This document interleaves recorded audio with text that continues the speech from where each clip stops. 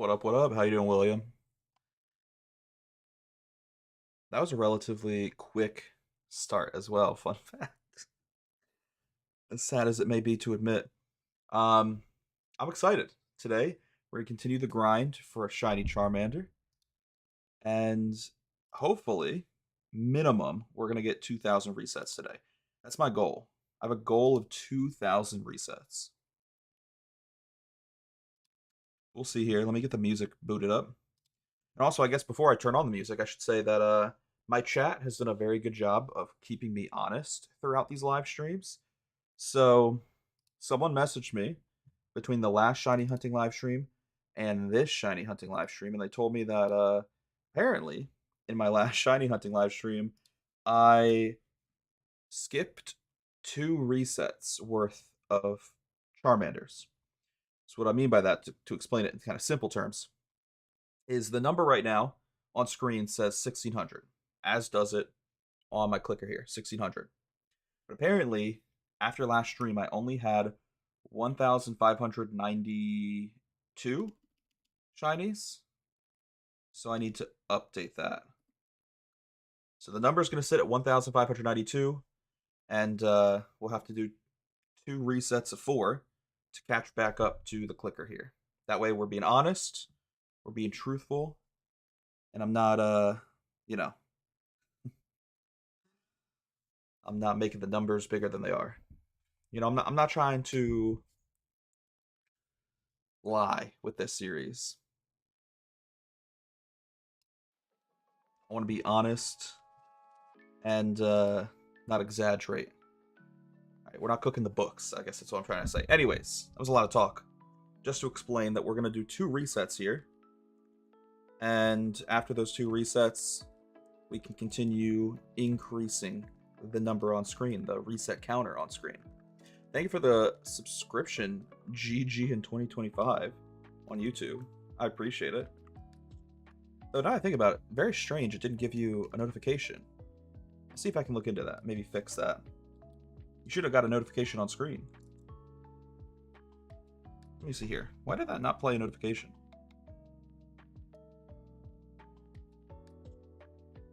I don't know. It shows it up there, and dropped a Pokeball in the bit jar.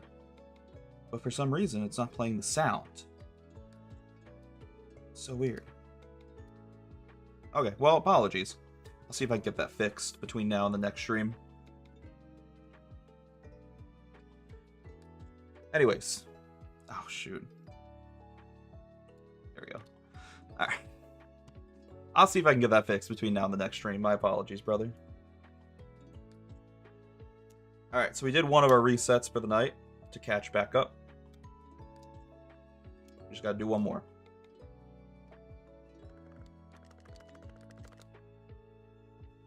I do think it's crazy, by the way, that my chat is not only paying so much attention to these streams that they're catching, you know, when I mess up the numbers. They're literally so aware of when I mess something up, but they're also going out of their way to like tell me that I messed up the numbers, which actually I appreciate. I'm glad people are calling me out because I don't want the number on screen to be wrong. So whenever I forget to update the number, I want the chat to tell me that I forgot to update the number. Okay. Excuse me, sir. I have something very important I need to talk to you about. What's up, Narco? How are we doing today? God dang it, I keep pressing the wrong buttons.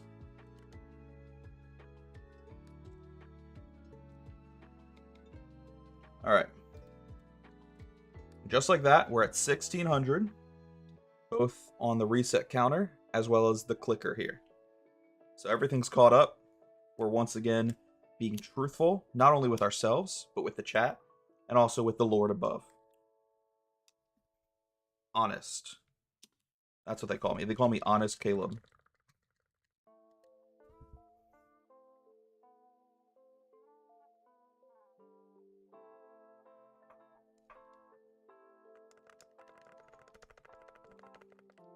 You familiar with the Borderlands series? I am. I'm actually a big fan of Borderlands.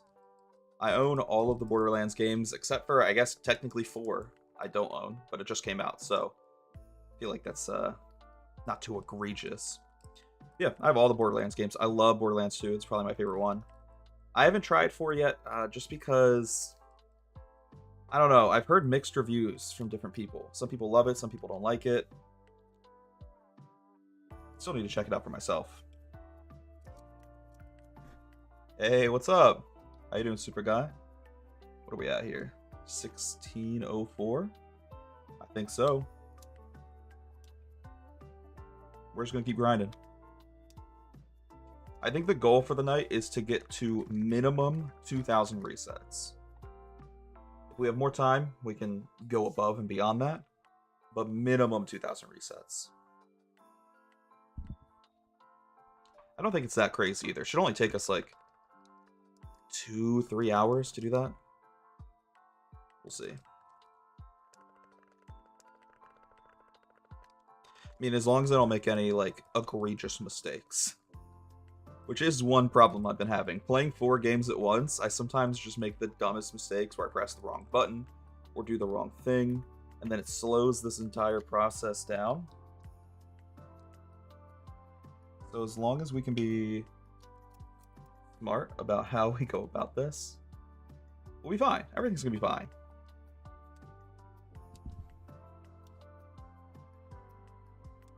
We got some chill music playing in the background tonight.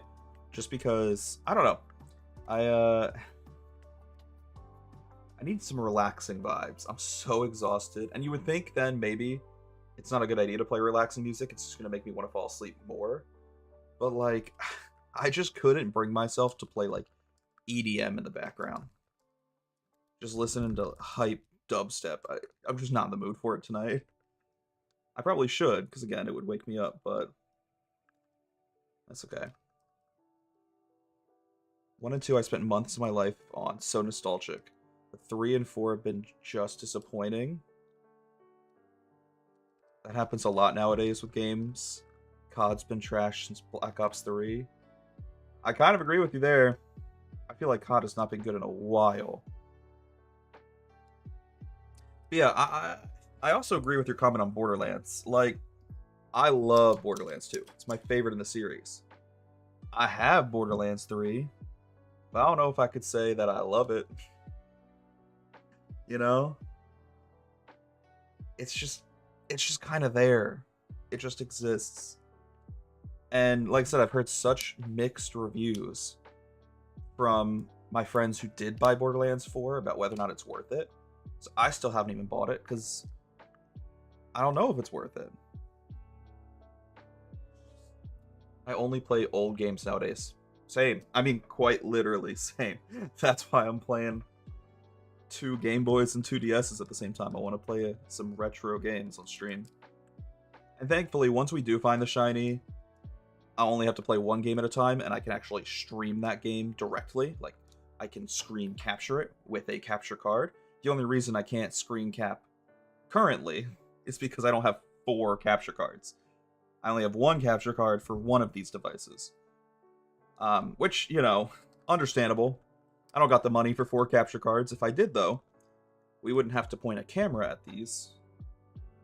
We could just screen record them. But once we find the shiny, and we start actually playing the game, I will have a screen recording of that, and it will be, you know, displayed on the stream with a capture card. So it'll look a lot better once we start playing the actual story of the game. I subscribed? Are you sure? Because if you subbed, it would show up on the feed above me there. I don't see it. Unless you're on a private account. If you're on a private account, I think it might not show up in the feed. Because, for example, the last person who subbed, their name was GG2025, and they're up there. But, again, I don't think it works for private accounts, so maybe that's why. If you did subscribe, thank you. I appreciate it. I just want you to get credit, you know? I want you to get credit and have your name on the screen. I feel bad. I'm not old enough for Pokemon for real. I played the Arena one on N64. That's such a good game, though.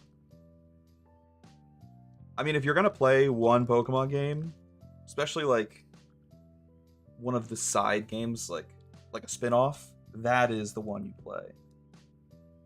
For sure. It's such a good game. Yeah, probably. Okay. I just wanted to double check because, you know, I feel bad. Feel bad, Super Guy. I want you to have your name on screen. Get credit for subscribing. But that's the one downside of YouTube is if people have like private accounts, I can't, you know, I can't do anything about that. YouTube just won't let me show your name on the screen. That's a YouTube thing, not a me thing. It's a YouTube problem, I would say. My favorite game as a kid was Pokemon Sapphire. That's also a very good game. My first ever video game that I owned, I should clarify, because, like, sure, I played games at, like, friends and family members' houses, but the first game I ever owned myself was Pokemon Ruby. So I have a lot of love for Pokemon Sapphire and Pokemon Ruby because they were the first video games that I ever got to play on my own. And I could, like, play games at home for the first time ever. Like, I don't know. I was always addicted to video games growing up, but like I said, for the longest time, I could only play video games if I visited a family member or visited a friend. Because I didn't have any for myself. And then once I got a copy of Pokemon Ruby, I think that altered my brain chemistry for the rest of my life. And I still don't know if it was for the better or the worse. Maybe the worse, because being addicted to video games caused me to not do very well at school. But, like, you know, I still passed. I still got mostly, like, A's and B's. But before that, I was, like, a straight A student. And then once I started playing video games, and more specifically owning video games myself that were mine and I could play whenever I wanted, that's when my grades started to drop. But again, it wasn't that bad. Like, I was still getting A's and B's. It got really, really bad when I went to college. And I also think that's when I was, like, the most addicted to video games I ever was college. Because, like, about half of the time I was at college, it was during COVID. So I couldn't, like, go out and hang out with people. I couldn't go to parties. Couldn't, like, join any clubs. I was just alone in a room attending classes on Zoom. So, like, the way I passed a lot of the time was playing video games. I would play video games in class. Like, I would have my Zoom class on my one monitor, and then on my other monitor, I'd have, like, Final Fantasy or Valorant. I played a lot of Valorant in class. Very stupid. But yeah, so my addiction to video games was definitely at its worst when I was in college, and it also caused me to get very bad grades. Like, I was barely passing some of my classes. Like, the A's and B's I used to get in high school, not a thing in college. I don't think I got a single A grade in college. Which, again, looking back is kind of embarrassing to admit because I was a very good student in school. Especially, like, before I got addicted to video games. But at the same time, you know, there are worse things to be addicted to. You know, I'm not addicted to drugs. I'm not addicted to alcohol. And, I think video games is a healthier addiction. I can't say if it's had a positive or negative effect on my life. That's yet to be determined. But it definitely affected my grades. I can say that with certainty. Wait, what do you mean you were in college when COVID happened? So 2 of the years that I was in college were, like, basically at peak COVID.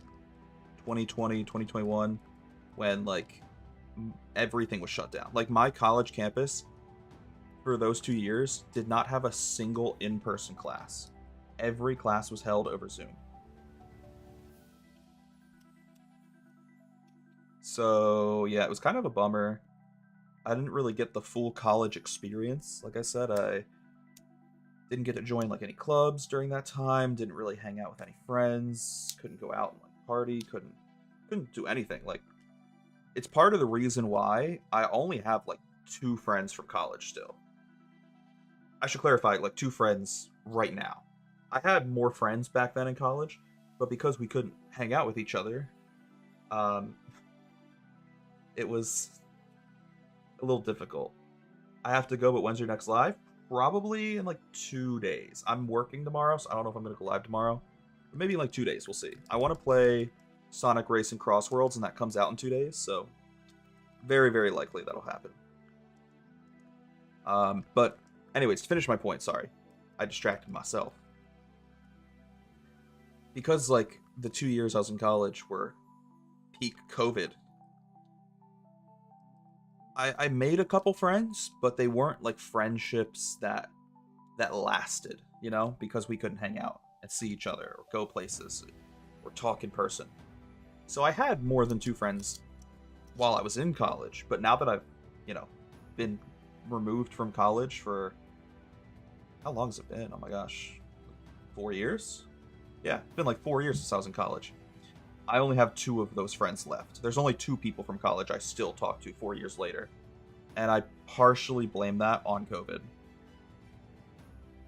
Because again, COVID made it really difficult to go out and make friends or like hang out with people, meet new people at parties or, you know, social gatherings. Kind of a bummer.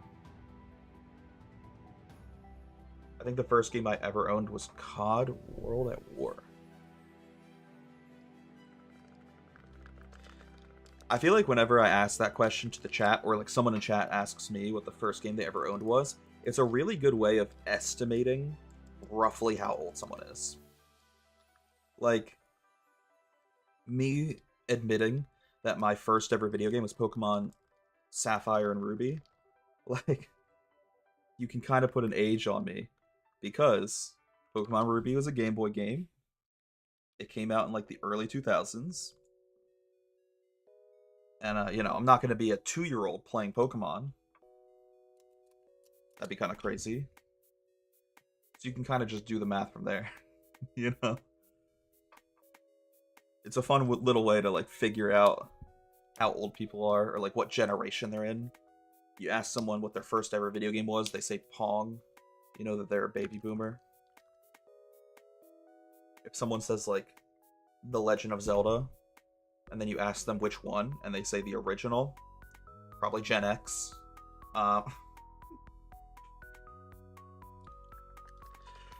It's a really good way to figure out immediately who you're talking to. Or like if you ask someone what their favorite game is, and they say like, I don't know, I'm trying to think of a funny example.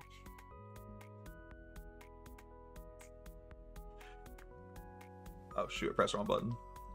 Like if you ask someone what their favorite game is and they say like Brain Rot Parkour on Roblox, they're probably like Gen Alpha.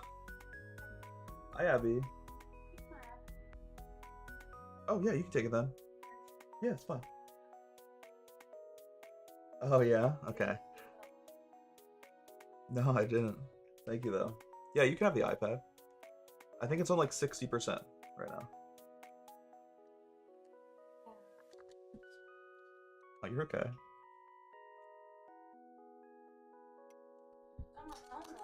Yeah. Bye, Abby. Alright, where are we at? 140. Sorry, 48. Okay. My apologies. Yeah, if I had to guess, you're maybe 4 or 5 years older. You're probably right. To give you a comparison, I'm 27. 27 years old. Which, you know, I don't like admitting. I feel like I'm out of my prime. But at the same time, I had people at work the other day tell me that they thought I was younger, which was partially a compliment, but also could easily be taken as an insult. Because, like, I'm married. I live with my wife. And they thought I was, like, 20. Bro, do you think I'm getting married and moving in with someone at 20? That's crazy. I mean, like, if you're someone who did that, because I know those people are out there, and you got married at 20, and you moved in with that person at 20, and you're still in love, good for you. But I think the odds of that working, the odds of that actually working out in your early 20s are like 10%. I don't know. I just think like getting married that young is so more likely to end in just absolute sadness. I couldn't think of a funny word that's just depressing. But yeah, like if you get married young, you're more likely to either get divorced or like start an open relationship so you guys can keep things fresh and funky, or like get married early and then you get murdered by your significant other. Like, I don't know. Maybe I'm exaggerating, but I genuinely think like if you get married at 18, 19, 20, you're more likely to be divorced, cheated on, or murdered than live a happy, loving life. But again, like when one of my coworkers thought I was in my early 20s, like they thought I had just turned 21 and could just start drinking. Compliment, kind of, but also I feel like they were subconsciously insulting my intelligence. Like, he looks like the kind of guy that would get married at 21. What an idiot. Sorry, now I'm just putting words in my coworker's mouth. My bad. Okay, close. I'm 21. Yeah, see, that's not that far off. And then, like I said, it makes sense based off the video game conversation we had. That's pretty much what I would expect. I think the biggest problem for young relationships is learning how to respect boundaries. Love isn't enough to keep going. Oh, 100%. Like, I've been made fun of before for my first date story with my wife. Like, my dad makes fun of me because of the way we, I guess, kind of approached our first date. So, for context, when I went on my first date with my wife, we both had planned out in advance, ahead of time, our like deal breakers. You know, things that we didn't want out of a partner. Which, for me, made sense. Like, I just thought that was smart. Like, I went into it with pretty obvious ones, pretty basic ones. Like, no drugs. Don't cheat on me. And then she had similar things like no smoking. And there were some more, you know, niche examples. But I think both of us had the mindset that, like, cool, this is a fun little first date. But if we aren't, you know, if we aren't going to be able to coexist, then let's not waste our time. Like if she showed up to that first date and told me that she was addicted to crack cocaine, I'd have been like, oh, good for you. Let's enjoy this meal, and then we don't gotta talk again. You know? Like, this was a nice dinner. Have a good life. But thankfully, we both showed up to that first date with our deal breakers. Neither of us broke those deal breakers or you know, caused any concern for the other person. So, we were able to continue going on dates. Eventually, I asked her to be my girlfriend. A couple years later, asked her to be my wife. And then a couple years later, we actually got married. Like, again, it seems silly, and my dad makes fun of me because he thinks it's, like, robotic and not very normal. Like, I've had people call me weird for going into a first date with a list of deal breakers. But my wife had the same mentality. She was pretty much the same way about it. And I think we both had the mentality that, like, we just didn't want to waste our time. Again, like, dinner was nice, but I'm looking for someone to actually have a loving, healthy, coexisting relationship with. And if that works, cool, we can keep going on dates. If not, have a good dinner. See you never. Some people might think it's weird, but, like, I'm the type of person where I don't want to waste my time, and she's the exact same person, so I think it worked out because of that.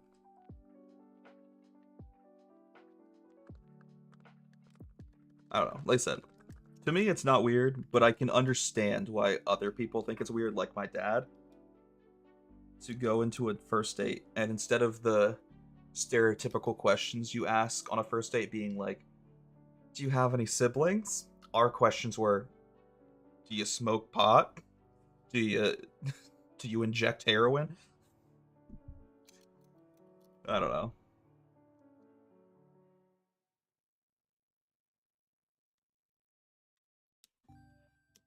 Coworkers say crazy things, man. I have 2004 tatted on my neck, and this kid asked me, that was the year I had my first kid. That was the year I was born. How do you confuse the two? Did they just think you were having kids?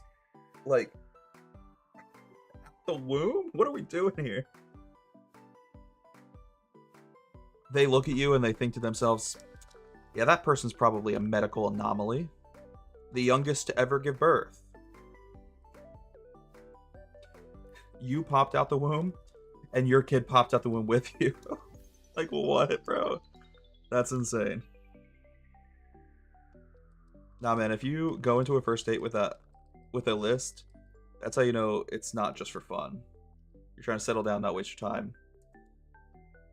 I'm happy for y'all. Yeah, no, I agree. Especially because, like, I'd already been in a couple relationships that just did feel like a waste of time. And I should have known better. Like, there was one girl I dated who literally told me, like, she didn't think we were going to stay together forever. And, like, I didn't really think about it. I didn't second guess it.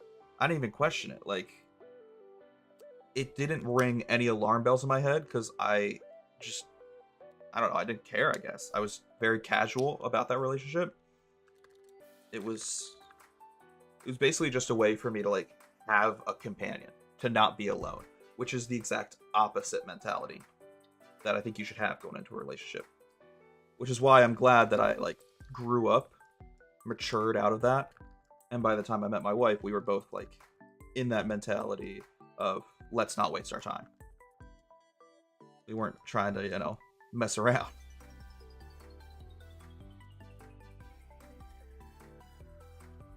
Yeah, I look back at, that was the first relationship I ever had, because I lived a pretty sheltered life growing up. Like, my parents were very strict, very religious, and therefore I wasn't really able to go out and, like, meet people or, like, go on dates with girls when I was in high school. And while there can be some benefits to growing up in a strict household, one of the downsides of it, I think one of the almost unspoken effects of growing up in a strict household is the second you're able to go out on your own, you're going to end up as one of two kind of archetypes. You're going to be the kid that's too scared to do anything or go anywhere or learn any new experiences because you grew up sheltered, and now that you're on your own, you're continuing that trend and sheltering yourself and continuing that pattern. Or you're going to be the kid that grew up in a sheltered home, and the second they're allowed to be out on their own, they course correct and almost overcorrect and just become like the opposite of what their parents wanted them to be. And I think that was low-key what I did. I wasn't able to, like, ever have a girlfriend when I was living with my parents in, you know, middle school, high school. And therefore, because I could never go out on dates or have a girlfriend, the second I got to college, the first girl that even, like, paid me any attention, I immediately asked out. Immediately got in a relationship with her. Which, it's not healthy. So, yeah, I don't know. I think that was one negative reaction to growing up in a very, like, sheltered home. I also, like, had a very big drinking problem in college, which thankfully do not have anymore. Meanwhile, like, I never drank the first 18 years of my life. Like, because I grew up in a very strict household, I wasn't allowed to drink. But then when I go out to college on my own, I was drinking way too much. So I think that was one of the downsides of it. And to go back to my original point, to circle back, I think part of the reason I was okay being in a relationship that was very casual, and I was okay dating this girl who literally told me she didn't think that we would be together forever. Like, I was okay with that because I was just excited to finally be in a relationship or to finally like go out and party. You know, my entire life I was like not allowed to leave the house. Why did I just turn that off? I'm an idiot. Give me 1 second. What am I doing? Something is wrong with me. Hold up. Okay, none of these are shiny. We need to play this one again because I accidentally turned it off before I checked if the Charmander was shiny or not. Give me a second. I don't know what I did. I don't know why I did that. I grabbed the Charmander like I'm doing right now. And then after Gary grabs his Squirtle, I just turned the system off. What is wrong with me? Oh, that's funny. Alright, that's not shiny either. Alright, now that we're all caught up, we're turning all of these off again. We're trying again. But yeah, I don't know. I look back at that and I think that, like, I must have been a crazy person.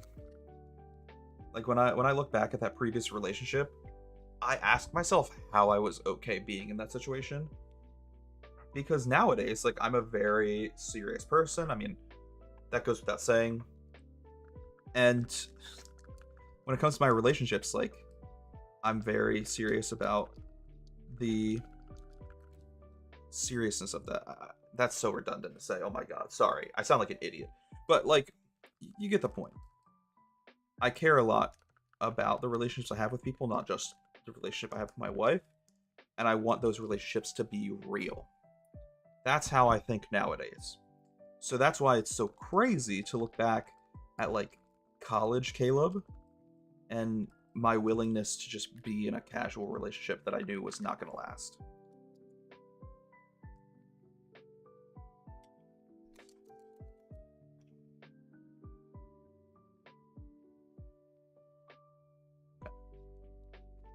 That's what's cool about life, man. I was an orphan and did any and everything I wanted. And I mean, I feel like that could almost have the opposite effect. Depending on, again, how you decide to use that life that you're given. 21, got my own apartment, car. I'm not into the young antics because I didn't have someone telling me. Yeah, I mean, and honestly, I think that's, like, the best mentality you can have. Especially nowadays. I was just talking about this the other day on stream. But I feel like nowadays people don't, like, count their blessings.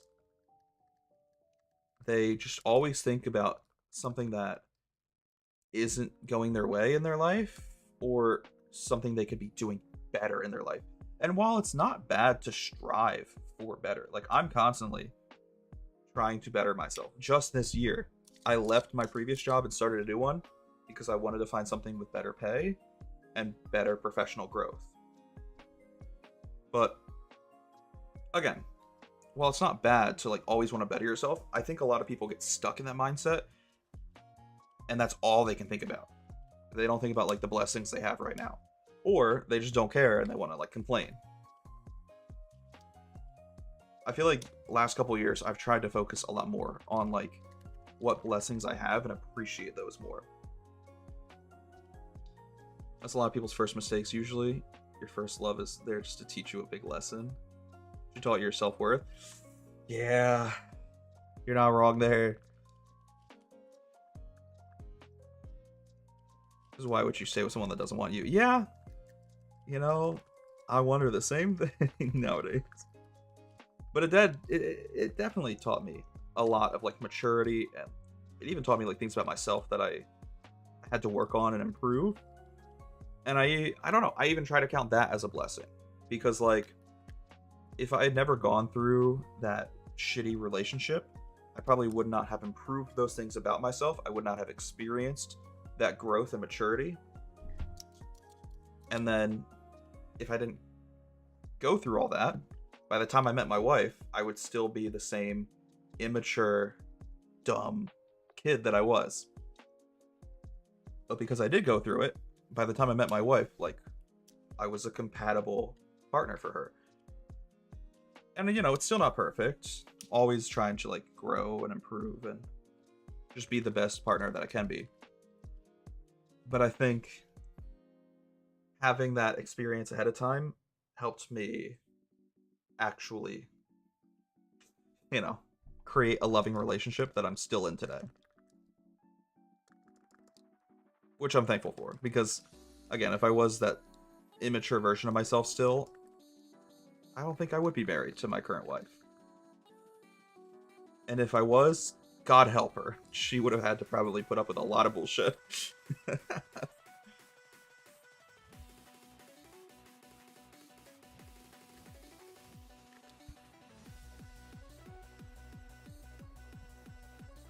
Unlucky. 1700.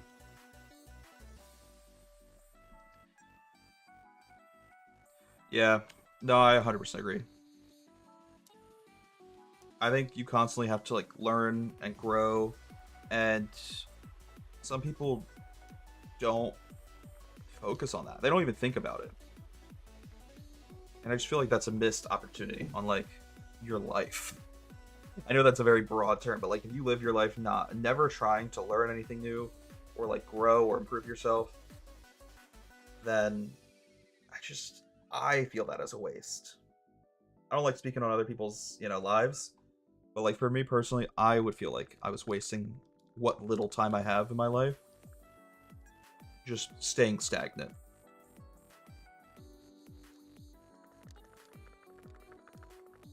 And that's why you gotta count your blessings. Now you're in a happy marriage. Exactly, exactly.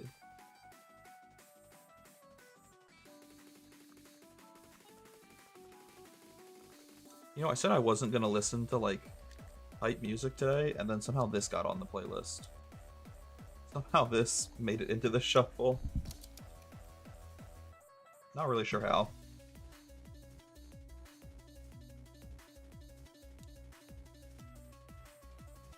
My plan was to try to chill out to some lo-fi, relax tonight before I pass out. It's okay, I'm down with it.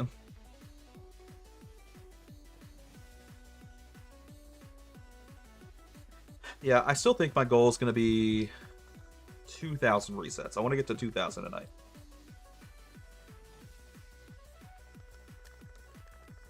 I don't know, we still got a ways to go. With the odds being 1 in 8,000, I don't have high hopes. Now, granted, you know, statistically, even though the odds are 1 in 8,000, we could have got that 1 in 8,000 chance our first attempt. So, part of me, like, I don't know, half of my brain thinks, like, oh, the odds are 1 in 8,000, it could happen anytime. But then the other part of my brain is, like, far more mathematical and logical, and it's basically telling me that we're not going to get a shiny until minimum 8,000 resets. But, you know, that's okay. That's why we're playing 4 games at once, so we can speed that process up. Instead of our odds being 1 in 8,000, they're technically 1 in 2,000 right now. We'll see. That's also not really mathematically correct, but whatever. I like to just lie to myself sometimes. Hey, what's up, Hollow Man? Finally got the achievement in Dead by Daylight that was making me lose my hair, since it was so frustrating to get. I know we've talked a lot about your like achievement hunting grind in Dead by Daylight. Are you almost done with that game? How many do you have left? I also couldn't imagine achievement hunting in a multiplayer game because there'd just be so much stuff left up to like chance, and also so many things that are out of your control based off what your random teammates end up doing or not doing.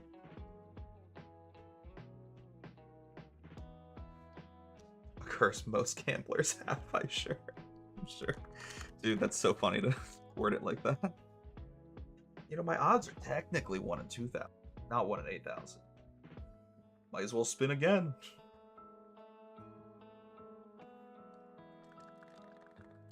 Yeah, I'm well aware. I have a very addictive personality, as we kind of talked about at the beginning of the stream. Like, I am definitely addicted to video games.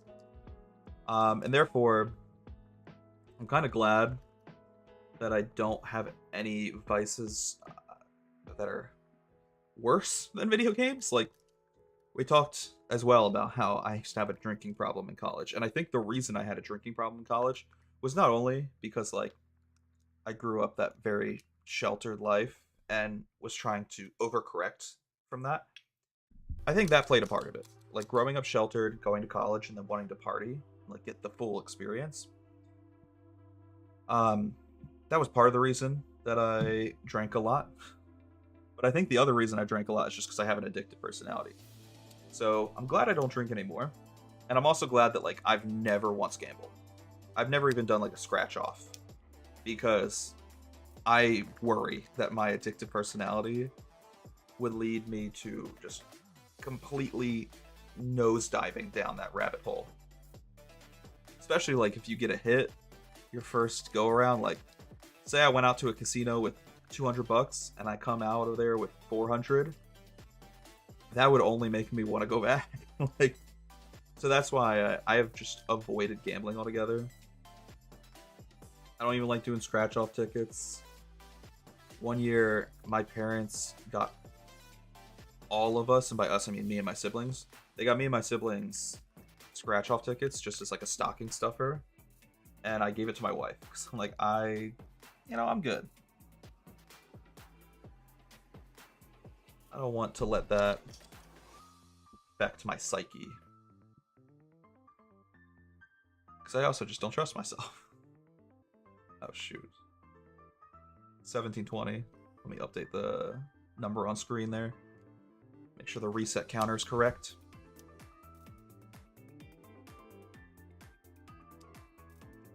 I have 15 achievements left that I can get.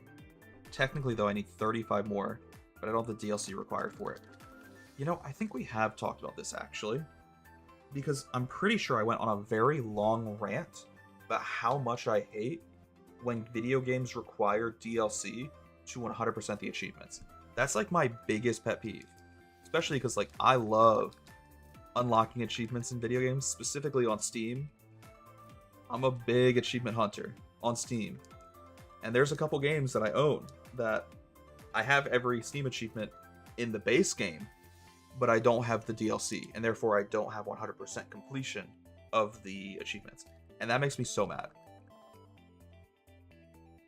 I don't know, man.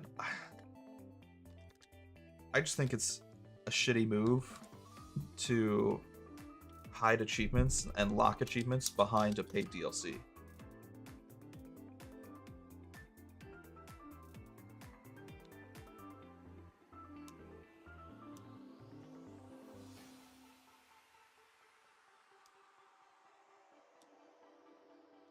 We've agreed on the things talked about, but one thing you said you're against is pot.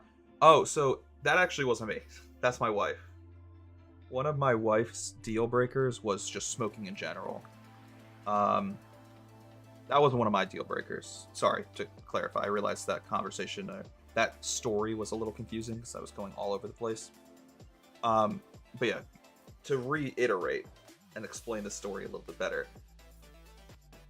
When we both showed up to that first date with our deal breakers, mine was like, you know, to give a basic bitch example, one of mine was just no hard drugs, but one of hers was smoking, which kind of worked out because neither of us did either of those things.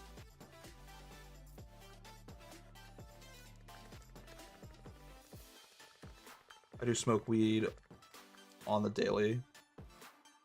See, I think going out and drinking once a month isn't that bad, though. I've considered it.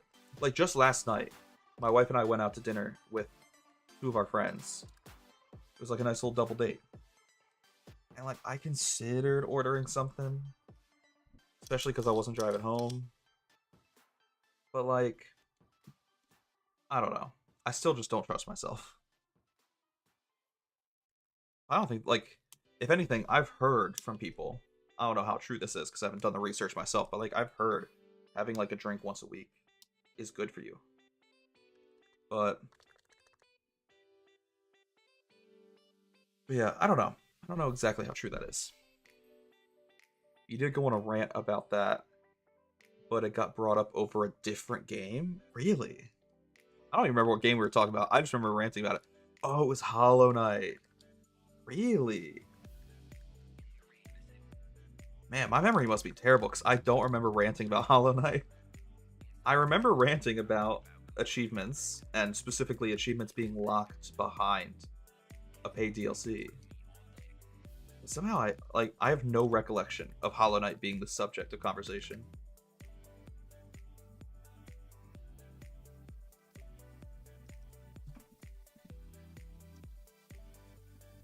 Definitely addicted, but I work hard to allow myself to have vices that aren't good for me. I like video games, probably play like 2-3 nights of the week. Definitely better things to be addicted to. Yeah, I 100% agree. And maybe it's a fallacy to tell myself that and be like, it's okay that you're addicted to video games because at least you're not addicted to something worse. That's probably not the best thing to tell yourself. I acknowledge that. I probably shouldn't use that as justification for myself. But at least it's something like productive. That I can agree with. And I like, to your point, like I don't think either of those in your last chat message are like worrisome things. Like there are worse things that you could be addicted to.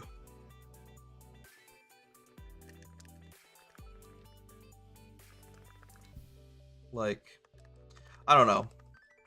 I think my line, if I had to like draw a line in the sand, would be farther out than, you know, weed or video games.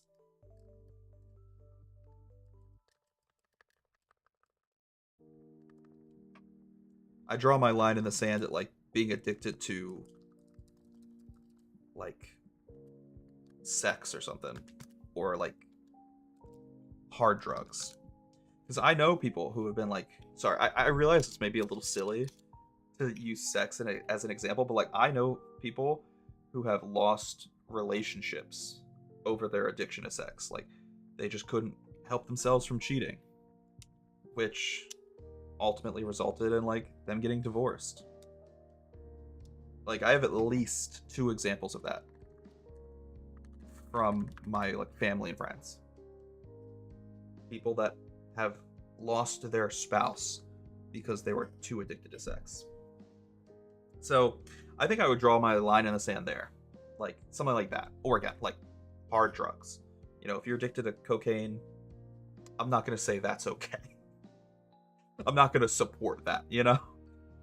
But like weed and video games, I don't think that's, you know, anywhere near my threshold.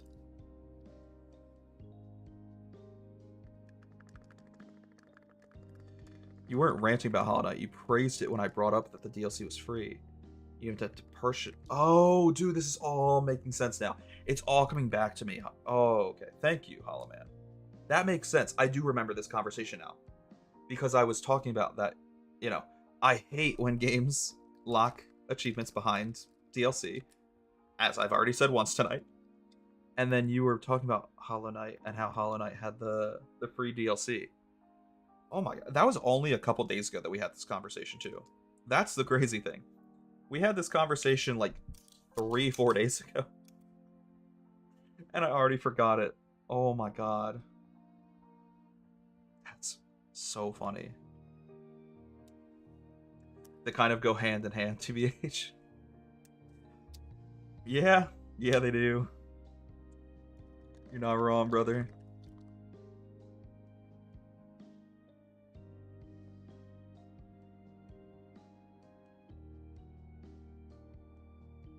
That's funny.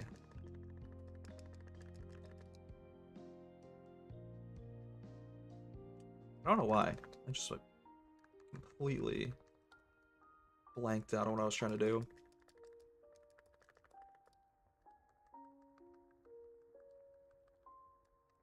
But yeah.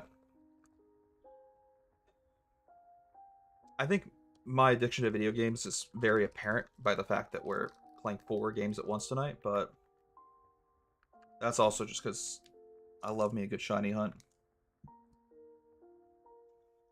Shiny Pokemon could be classified as like a sub addiction within my video game addiction.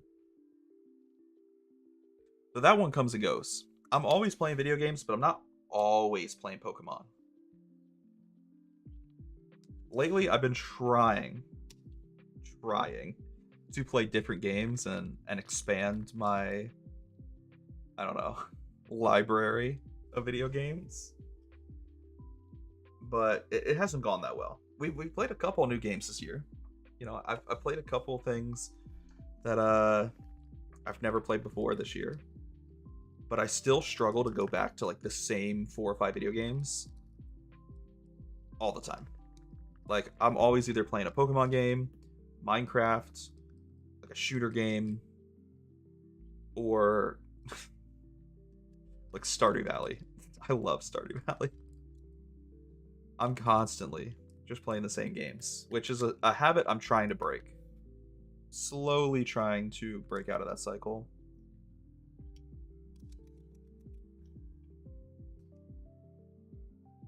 I have some errands to run. It was nice talking to you. Something to see you around. Hey, thank you. I appreciate it. Have a wonderful night.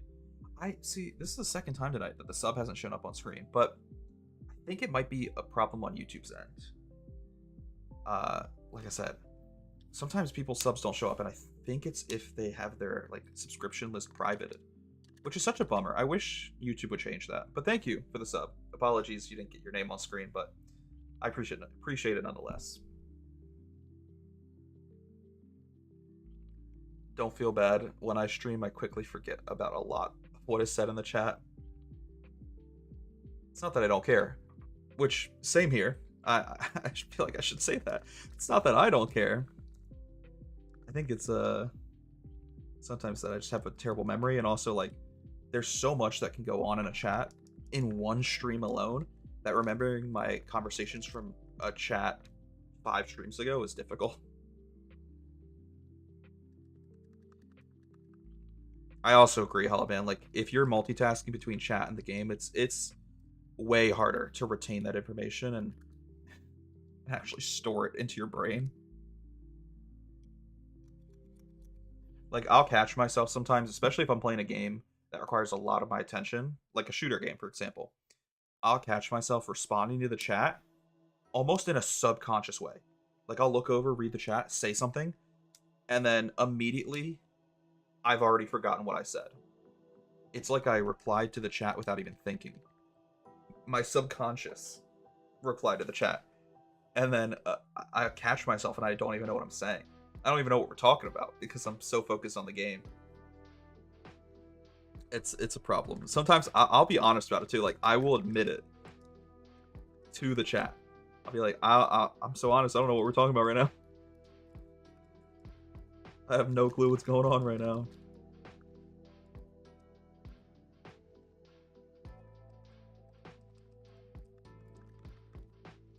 But, you know, that's the guarantee you'll get from me when I'm streaming, at least. The guarantee that I can give you is that I'll at least be honest, even if it's at my own detriment. You'll never have to worry about me, you know, feeding you some bullshit response, because if I do accidentally respond with something BS, 10 seconds later I'll be like, I have no clue what I just said, and it was probably stupid. Because, you know, sometimes my responses to the chat, they come out of the back of my subconscious, and I have no clue what the fuck I'm actually saying.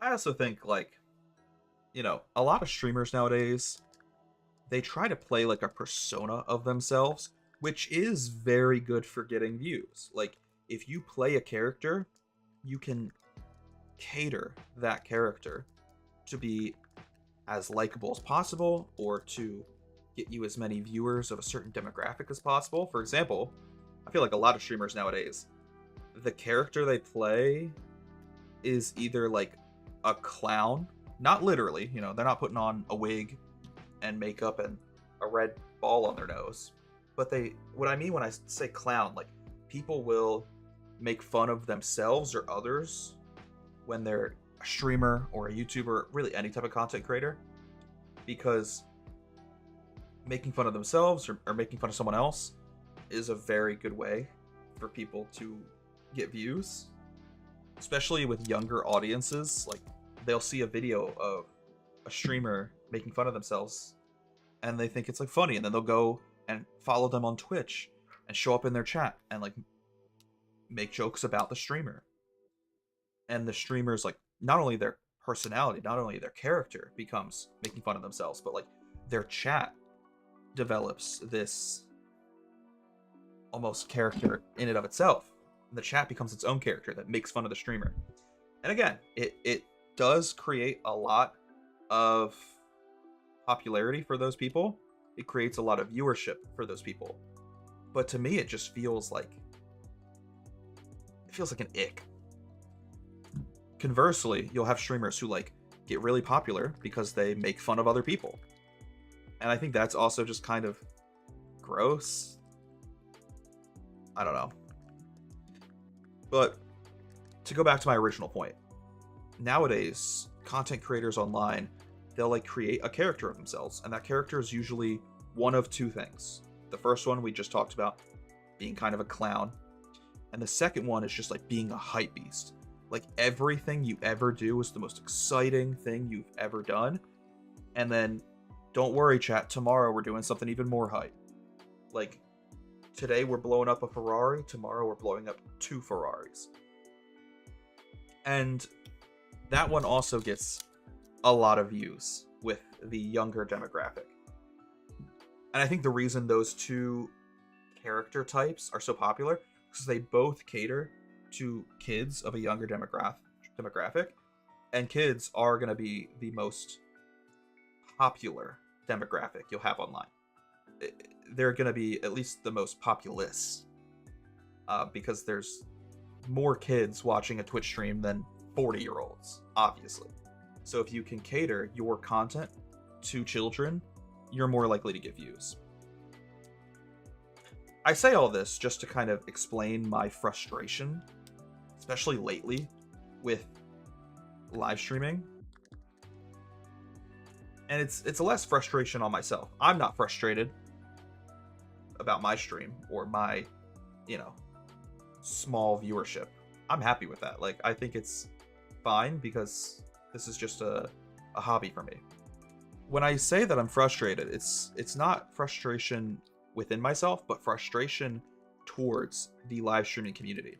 Because I used to love watching streamers and YouTubers and being a part of their communities. Like, I would show up to the same couple streamers chats every day and be an active member in those streamers' communities. But nowadays, the most popular streamers are these character types, and they're not characters that I like want to watch. They're not characters that I find to be entertaining, nor do I find them to be like good people. I'll be honest. A lot of like your popular streamers nowadays are very just unfun for someone like me. I don't like watching someone make fun of themselves or make fun of others for views. And I don't like someone faking this hype beast persona also for views. Additionally, I feel like nowadays, more often than not, popular YouTubers, popular streamers are just shitty people. Like, every other day, you'll read a Twitter thread about this streamer groomed me when I was 14 years old. Or you'll see a YouTube video about a content creator getting exposed for like beating the shit out of their girlfriend. Or you'll get a news article of this big content creator scammed their fans by rug pulling a fucking coin online, like a meme coin. And I don't know. It's always been a thing where very popular people are shitty, but I think it's grown on platforms like Twitch and YouTube, because when Twitch and YouTube were first created, like in their infancy, they almost had the appeal of being these smaller communities where, like, a popular YouTuber 10 years ago, let alone 20 years ago, wasn't a celebrity the way that, like, some YouTubers are nowadays. And I think that was almost a good thing. Like, there are pros and cons to it. Like, it's great that more people can make money online nowadays than they could 20 years ago. But also, more people online are likely to be scumbags. And not just scumbags, but popular scumbags nowadays than they were 20 years ago.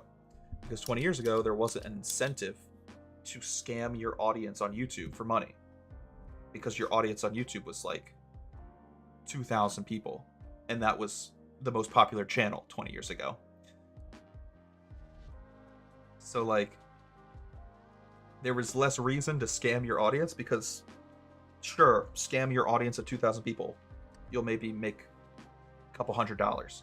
Nowadays, you'll see YouTubers and Twitch streamers scam their audience with a fucking meme coin and rug pull that coin, and they make millions. And, like, half the time people don't even give a fuck. They still have viewers afterwards. That, to me, is crazy. And I know I'm going on, like, a long rabbit hole ass topic. This conversation has gotten so far off from the original topic. But, like, I don't know, man. I'm very frustrated with the live streaming space online, as well as just content creation in general, because it feels like it's lost a lot of the luster. And people are way more shitty nowadays. And the way people get views nowadays, I just don't fuck with it. Like, I don't fuck with the trend of going on a TikTok live and starting a battle with someone where you're just making fun of them the entire time as a way to get views and rake in those donations. And I want to reiterate just one more time, in case anyone wasn't here at the beginning of this topic of conversation, I'm not frustrated because I'm not getting views. I could give a fuck less. I have a real job. I have a wife. This is just fun for me. I'm frustrated because it makes live streaming less fun for me, because I don't want to be associated with, like, a platform that just promotes shitty scumbag scam artists. Like, I don't want to be associated with that. And I nowadays don't even like saying that, like, I live stream on Twitch and TikTok and YouTube. Like, I don't like admitting to other people, especially, like, new people that I meet for the first time. I don't like admitting to those people that I'm a content creator on Twitch, YouTube, and TikTok, because I just feel like there's so much negativity associated with those platforms. Which sucks. It's a bummer. I should be proud of the fact that, like, I make content as a hobby. Like, it's a fun hobby. But I don't know. Anyways, I apologize. I've been ranting for a really long time, and we really fell down the rabbit hole there to the point where I don't even remember what the original topic was, and I haven't read some of the chat messages recently because I was ranting. So my bad. Let me catch up on the chat a little bit here. It's very unlikely and probably won't happen, but I find it hilarious that your shiny could happen on all 4 devices at the same time. That would be crazy.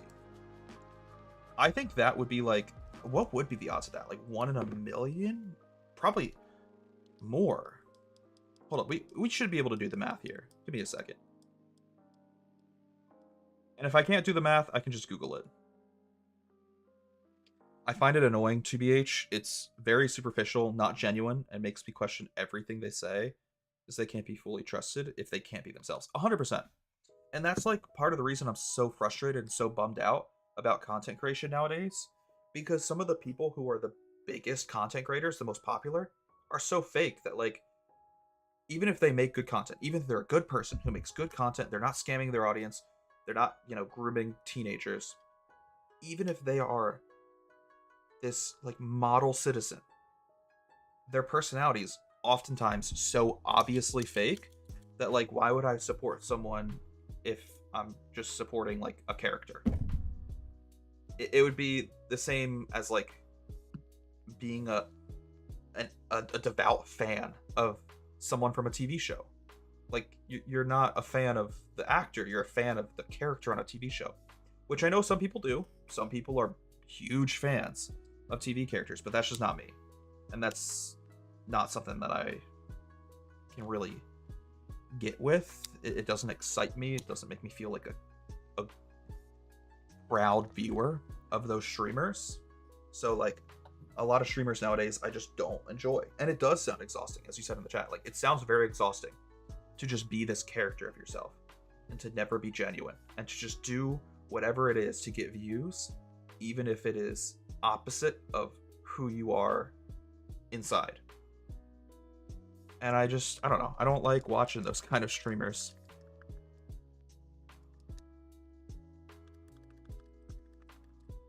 Like, I think one of my favorite streamers lately has been someone like, and this might not be the best example because he does play a character, but his character is the opposite, like the antithesis of everything I just described. Germa. Germa is like one of my favorite streamers. And again, I realize that might make me sound a little hypocritical because he plays a character, but his character is so obviously opposite of everything I just talked about, almost to the point where it's satirical of what you think about when you think about a popular streamer. And I think that's why I like it so much and why I love his stream so much, because oftentimes the character he plays on stream makes fun of the modern stream kind of atmosphere. It makes fun of those modern streamers I just spent 10 minutes ranting about. So, I don't know. Nowadays, when I'm watching a content creator, whether it's a live streamer on Twitch or someone making YouTube videos, I care way more about whether or not that person's being genuine and sharing their like true self in their content than I do, care about how many fucking Ferraris you gave away to the homeless.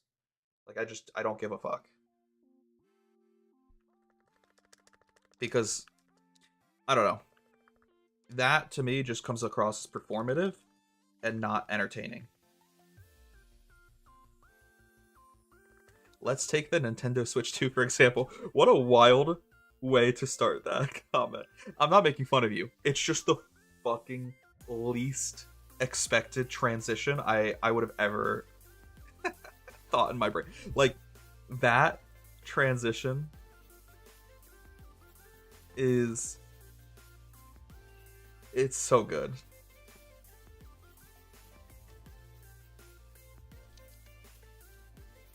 Again, I'm not making fun of you. I think that's just genuinely, like, funny. Whether you meant it that way or not, that's fucking hilarious. Even though I don't want it due to anti-consumer practices, I don't care if other people get it, but I do care when people complain about how awful it is and then get it day one anyways. Oh, 100%. Like, there are valid things to complain about with the Switch, too. Like, I think the games are overpriced. I think Mario Kart should have never been $80. I think it's very, very financially evil of Nintendo to announce DLC for a game before the game's even out. Like, hey guys, I know you're gonna have to spend $80 on this game. That comes out in a couple months. But if you want, you can also pre-order a $20 DLC and give us $100 total. Like, those are valid things you can complain about with the Switch 2. But instead of people complaining about them in an honest way, you'll get those influencers online who are like, the Switch 2's overpriced. And then the thumbnail will just be like them smiling, like, bought a brand new Switch 2. Or like they'll complain on Twitter about how much they hate their Switch 2. But all of their content online is catered to the Switch 2 because it's popular right now. And it'll get them views.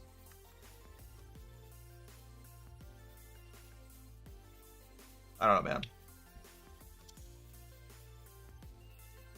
I've unfollowed those people. But the ones that bought it and weren't complaining about it, I still follow / watch.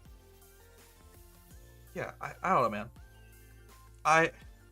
A lot of people annoyed me with the Switch 2. There were so many people on Twitter that I had to like mute or just block because I wasn't even following them. They would just show up on my feed and they'd be the most obnoxious negative person about the Switch 2 ever. And again, like, you're allowed to be negative about something if you genuinely don't like it or disagree with it. But I think a lot of the people online were just starting drama almost over the Switch 2 because they wanted views and they wanted people to flood into their comments either saying, I agree with you, the Switch 2 sucks, or saying, the Switch 2 is great, I love Nintendo. Like, they know that it's gonna generate activity on their posts, generate more traction for them. And I think that's, again, it's just not genuine, and it's not something that like I want to support. It's almost like complaining about the Switch 2 in a performative way. Oh shit. I accidentally clicked the clicker one too many times. It should be 1796, not 1797. It's okay. But I don't know. I think like nowadays, so much of what you'll see online or what you'll watch on like YouTube, Twitch, TikTok, so much content nowadays is just performative. And that's so frustrating for me.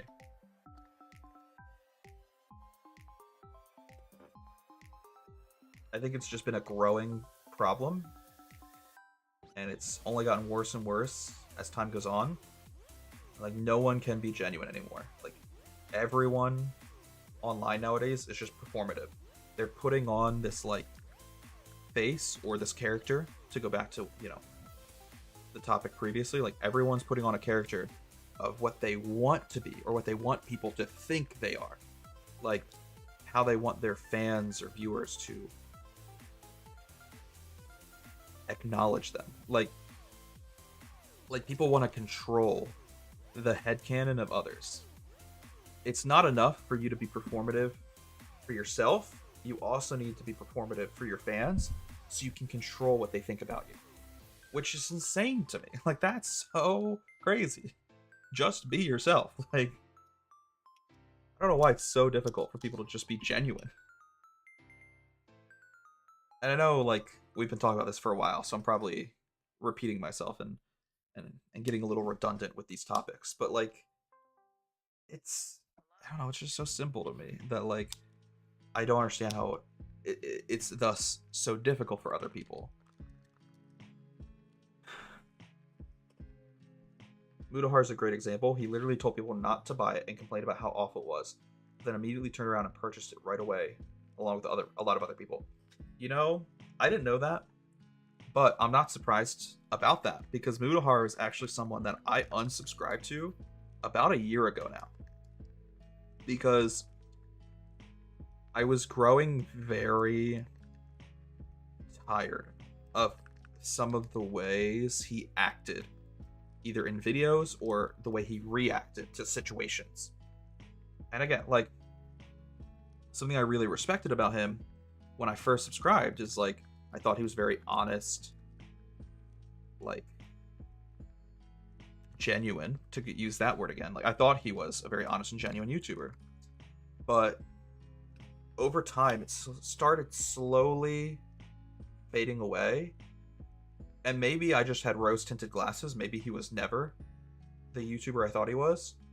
But, like, over time, to me at least, he as a person either slowly started drifting away from that, or I just developed the maturity to realize it.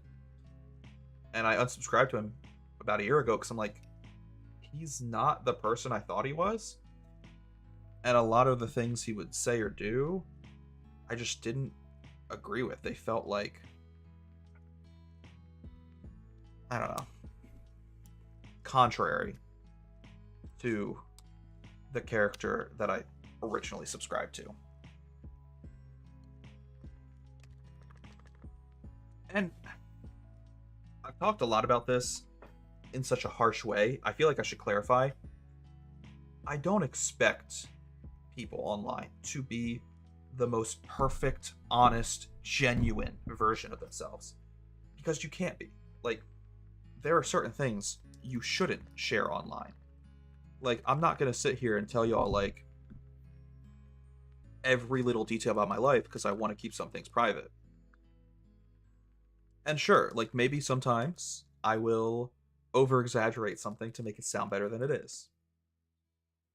But I think there's a difference between something like that, like me saying that, I can't think of something I lied about recently to make it sound better than it was. I'm trying to give an example from myself, just so I can be vulnerable with you guys. I can't think of one right now.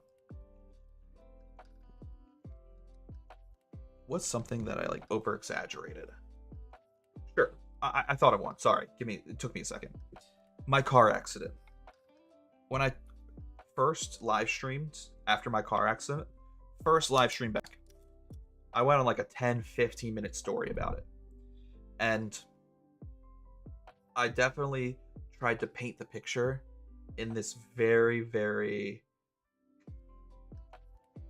over-exaggeratory light. Now, I didn't necessarily lie about anything. Like, I didn't lie about the fact that I got in a car accident. I didn't lie about the fact that it wasn't my fault. I didn't lie about the fact that, like, the dude hit me.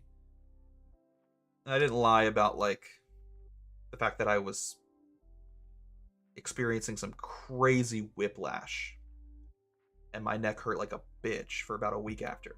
All of that was true. But I will admit, like, when I told the story about my car accident, I tried to make it sound a little bit more grandiose than it actually was, because it just sounds good on stream and it makes a better story. Like, in reality, it wasn't that crazy. I was able to slam on the brakes enough where we kind of just kissed. But again, I think that's okay. And I don't expect the people I watch online to always be genuine with their audience, let alone themselves. I think where I draw the line in the sand is when people start putting on a character, putting on a persona, or just being so performative that they've almost created this level of content that's unrelatable. Because, like, I want to relate to someone that is honest and genuine. I want to watch videos from someone who's honest and genuine. And, like, those are the types of videos that I enjoy the most. Like, I don't know. It's tough to draw, like, a set line in the sand. It's tough for me to say, like, how much someone's allowed to be disingenuous before I, like, unsubscribe for them or unfollow them on Twitter. But that line in the sand exists, and the point I'm trying to say is it's not that strict. Like, I feel like my opinions on content creators is not that crazy. Like, you're allowed to over exaggerate things. You're allowed to, not always be genuine. I don't expect people online to be this perfectly genuine and honest individual. I just think nowadays, so many people are more disingenuous than they are genuine. And that's where I draw the line in the sand. Like, if you are more of a character than you are your actual self, if you're playing a persona online more than you're sharing your actual personality, that's where I draw the line in the sand. Like, I'm not asking for much. I'm asking for like 50% of your honest, genuine self.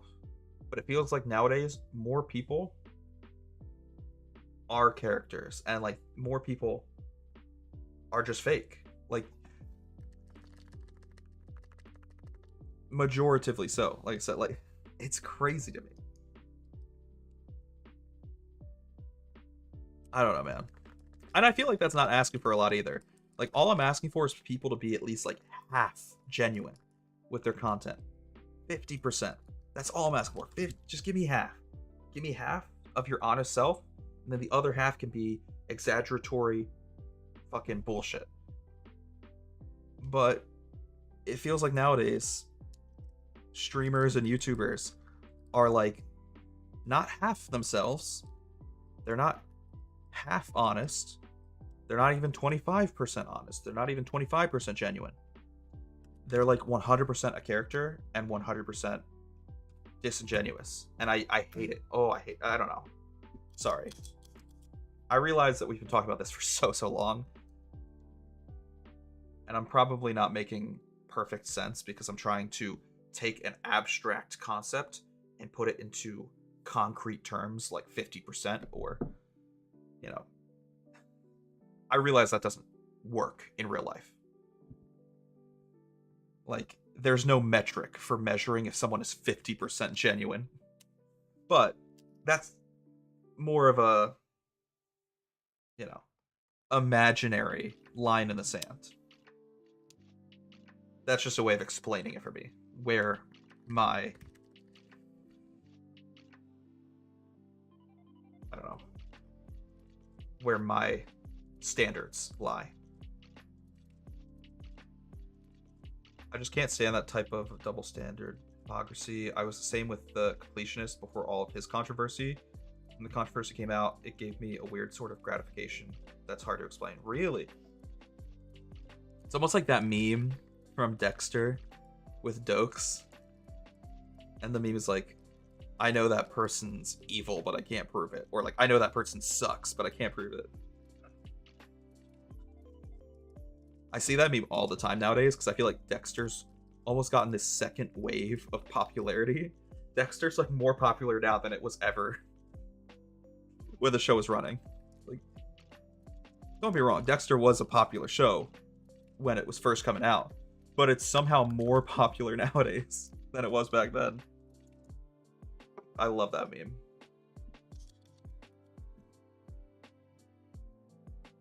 Yeah, I don't know, man. I know it's difficult to explain and put it into concrete terms, but I'm really not that picky, nor do I have that high of standards for the content creators I'm watching. I don't expect them to be perfectly honest. I don't expect them to be perfectly genuine. I'm just asking for a little bit. You know, give me a video that I can relate to, or give me a live streamer that, like, I feel good supporting. But I don't feel good supporting like most of the popular YouTubers or live streamers nowadays, because if you picked a name out of a hat, the odds of them scamming their audience or promoting a really shitty evil company via sponsorship, or the odds of them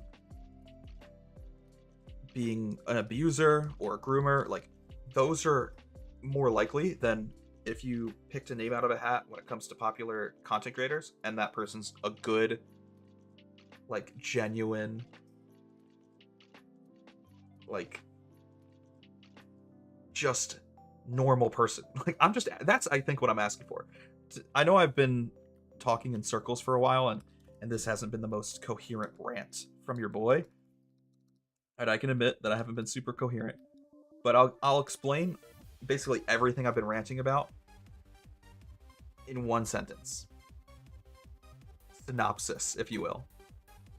All I'm asking for when I want to support a content creator is that they're a normal fucking person. That's it. I just want you to be a normal person.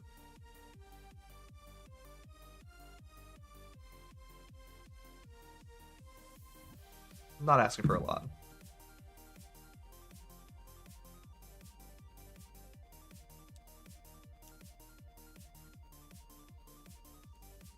Yeah, it definitely does feel like nowadays it's more and more difficult to find popular content creators who are normal people. And I think because of that, I've coincidentally been watching a lot more smaller content creators lately. Like, if I watch a streamer on Twitch, it's rare that I'm watching someone with more than 10,000 followers. Or if I'm like watching a YouTuber nowadays, a lot of the YouTubers I've been watching are people with only a couple thousand subscribers as well, because I feel like that's where you find some of the most genuine, relatable, and just purely entertaining content. It's not all good. I mean, don't be wrong. If someone has like 100 subscribers and they're making a 3-hour long video about like the decline of Red Lobster, it's about a coin flip. You got a 50-50 chance if that 3-hour video is good and worth your time, or if that 3-hour video is complete trash, and then you start to understand why that person doesn't have any subscribers. Like I said, it's a coin flip. Sometimes when I'm like looking up new YouTube channels to watch, I find a diamond in the rough. Someone who makes like the best content under 100 views. But then other times you'll find people and you're like, yeah, I understand why you only have 24 views. This should have less than 24 views. But it's fun. That almost makes it more fun. Trying to find smaller creators that make good content. It's like a shiny hunt. You gotta keep searching. You gotta put in the effort to find the good content.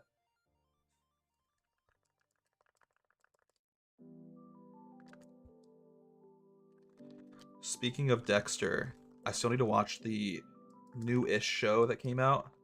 Yeah, I've seen clips of it on like my TikTok, but I haven't watched it yet either. It's been hard for me to take time to watch it just because I've been hearing bad things about it. Same. I've heard people say that like the plot is kind of silly and not even close to being as good as the original plot to Dexter.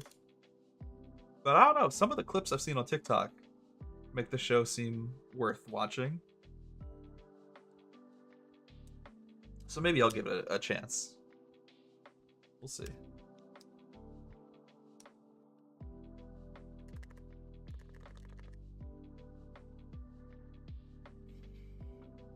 I also just don't have a lot of time nowadays to watch TV. All of my free time is spent looking for small YouTubers to watch. I'm out here mining for diamonds, but instead of being in the caves, I'm on YouTube searching up channels with less than 1,000 followers. I'm still gonna watch it. It's just a matter of when. That's fair.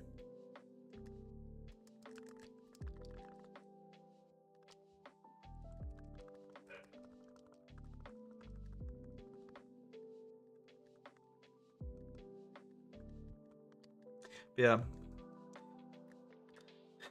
I don't know.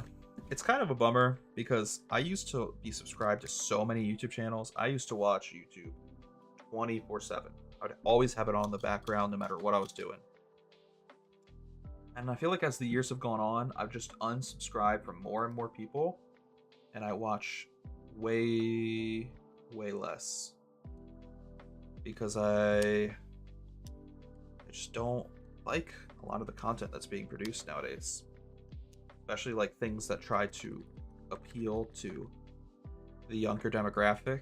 I think the older I get, the less I relate to a lot of YouTubers because it's just financially beneficial to appeal to younger audiences, and I'm not that audience anymore. That's probably why I watched YouTube so much back in the day, because like I was younger and the videos were catered more towards me. But yeah, it's kind of a bummer to see like how few channels I'm actually subscribed to. I used to be subscribed to hundreds of channels. Now I'm subscribed to probably less than 100. I think it's in the double digits. And yeah, it's definitely a bit of a bummer.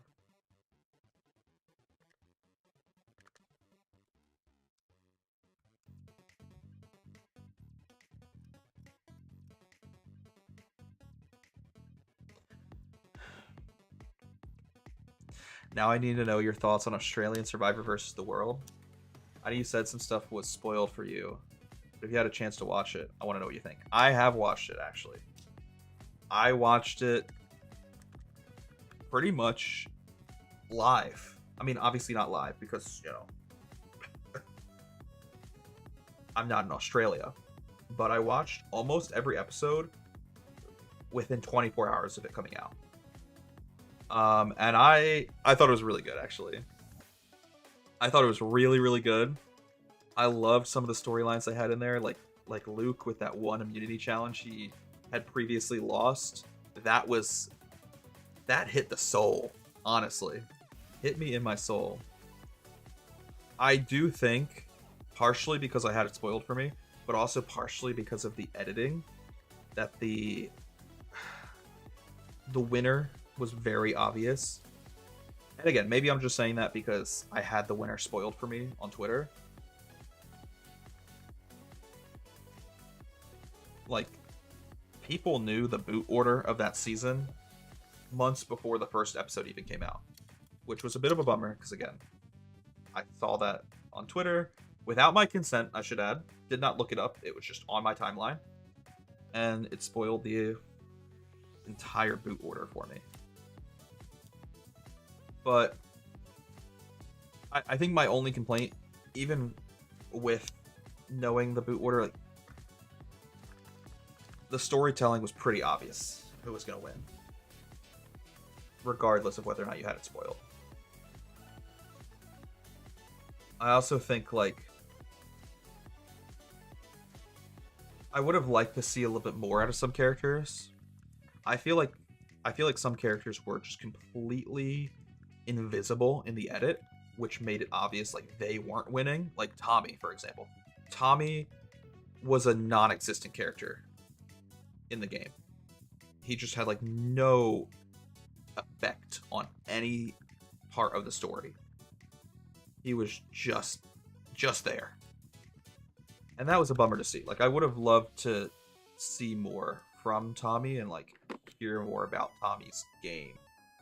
Yeah, he genuinely felt useless in the edit. So those are my two complaints.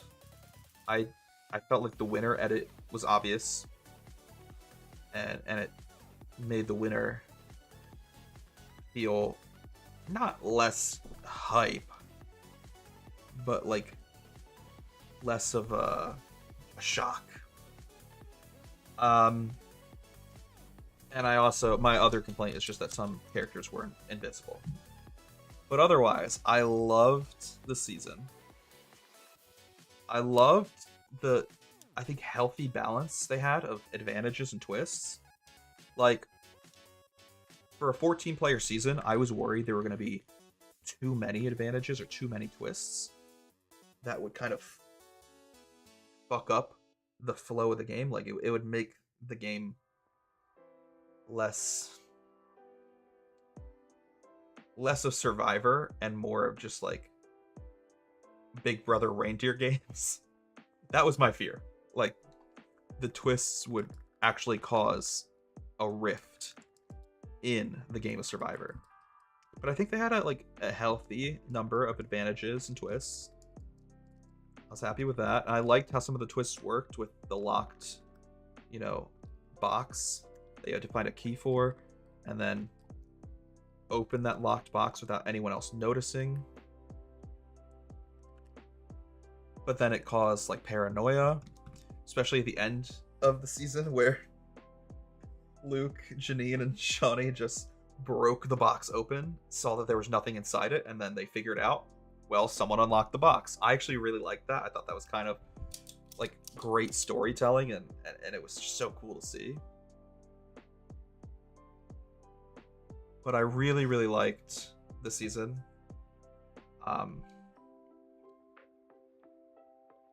I don't know, man. It might be one of my favorite seasons of Survivor since 40.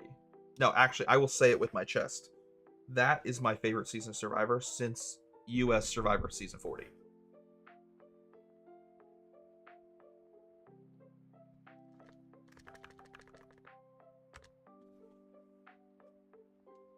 If I could have changed only one thing the entire season, it would have been the final three. Yeah, I was a little sad Shawnee didn't get to the final three. I was rooting for her more than anyone that season. And while I thought there was a healthy number of advantages, the one downside of the advantages they had in the game this season is that everyone, towards the end at least, just kind of held on to them, which resulted in a final five where Shawnee was kind of screwed. Like, final five with 2 idols and an immunity necklace results in a 50-50 shot you're going home. Like, we were getting dangerously close to another Suri is voted out by default type situation, which is not a good thing. That's not something I like in Survivor. I like when there are advantages. I don't like when advantages lead to someone like getting voted out by default. And final five of that season was a little rough. And again, maybe I'm just biased because I like Shawnee. I don't know.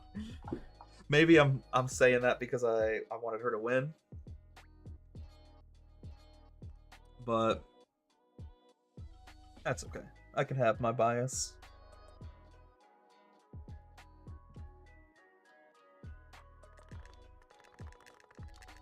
Oh, wait, what am I doing? Oh my god. Sorry. I feel like I get so distracted sometimes that, like, I just make the silliest mistakes.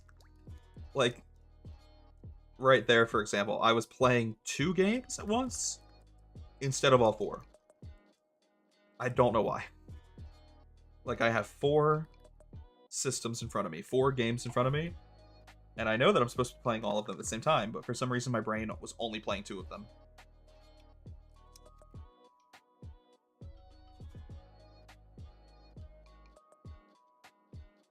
Alright.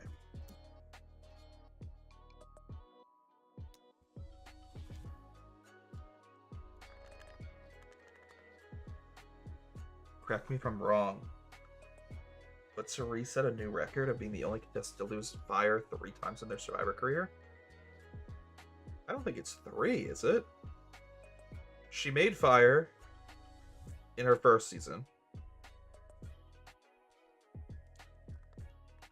Yeah, she made fire her first season. And then in Fans vs. Favorites, she was just voted out by Amanda. Heroes vs. Villains, she got idled out by Tom. And in Game Changer, she was eliminated by default because of the number of advantages there were at Final 6, which is crazy and stupid. That was a big misstep by production. But I think this is only the second time she made fire.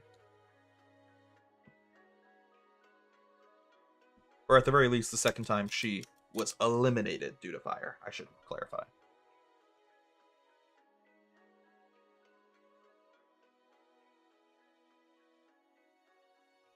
And in this season, she technically did lose fire twice in this season. But that got Tony voted out the first time, not herself. Oh, rip Tony. That's okay. I'm not a huge Tony fan, so I didn't care. Don't get me wrong. I think Tony was amazing in season 40. He deserved to win Winners at War. And I think he was the most deserving person to be crowned sole survivor of Winners at War. I don't have an issue with Tony from season 40. The reason I'm not a huge Tony fan is because I think his win in Cagayan was heavily handed to him with a broken super idol. Like, if he didn't have a super idol, I don't think he wins Cagayan. And that's why I have an issue with Tony, because I think the super idol is a complete, just overpowered misuse of power by production. Like, It is a completely broken advantage. So I have, you know, less respect for that win. Like, I know people love Kageon, they love Tony, and I think Kageon's an entertaining season. But, like, strategically, I don't like that season. And to me, the strategy is the most important thing. The thing I care about most isn't like the characters.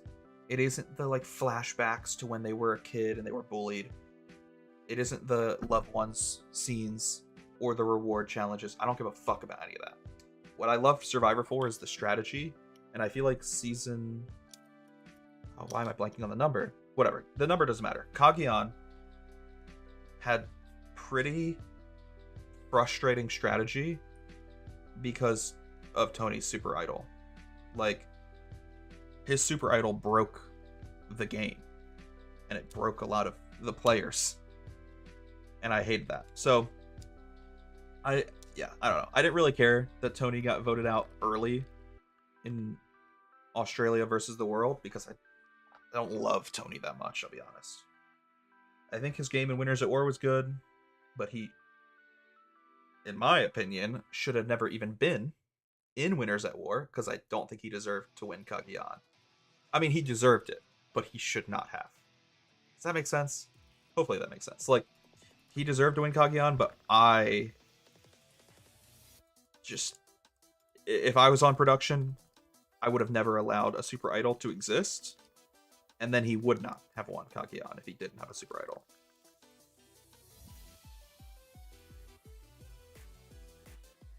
That's my point. If I was in control of the game show Survivor, there would be no super idol, and therefore there would be no Tony in Winners at War, because he would not have won.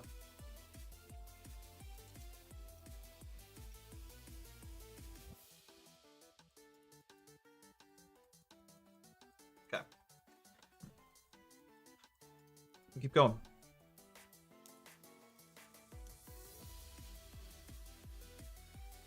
I also thought Suri wouldn't win because she was on the cast list for Survivor 50 that got leaked. And I just figured if she won this season, then she would not have agreed to be on Survivor 50. Yeah. Yeah, that kind of makes sense. I never really thought about it like that. But that makes sense. I'll be honest, I'm not very excited about the cast for Survivor 50. I think a lot of the people they invited back, they only invited back for like good TV, instead of inviting back the best players of all time. Like, instead of Survivor 50 being the best players of all time, which is what it should have been, a lot of it is just like the most entertaining players of all time, or players with the most followers on Twitter. Like, I think that they're bringing Q back is a complete joke to the show. Like, Q threatened to quit more times than I can count. He was terrible strategically. And he was just an annoyance to everyone else on the cast. But because he was entertaining, and he was a popular character, they're bringing him back. Like, it is a complete disservice, in my opinion, to the sanctity of Survivor that Q is on Survivor 50, but Jesse from Survivor 43 got cut. He was in the, original cast, but got cut from the cast to make room for other people. And we don't know who Jesse got cut for specifically. But if I'm being honest with you, I think anyone, almost anyone, not everyone, maybe not like Suri, but pretty much 90% of that cast, Jesse deserves to be on 50 more than them. So pretty much anyone who Jesse got cut for, and anyone who took Jesse's spot, doesn't deserve it over Jesse. I think Jesse is one of the best players to never win in the new era. More than Charlie. And I love Charlie, and Charlie's on the cast, but I would rather have Jesse than Charlie. I would trade Jesse for Charlie, which is saying something because I love Charlie. I think Charlie is the most robbed winner of the new era. Like, Jesse's the best to never win, but he went out at 4th place. Charlie is the best to make it to Final Tribal and not win. And I think the fact that he didn't win is a mistake on the part of that jury.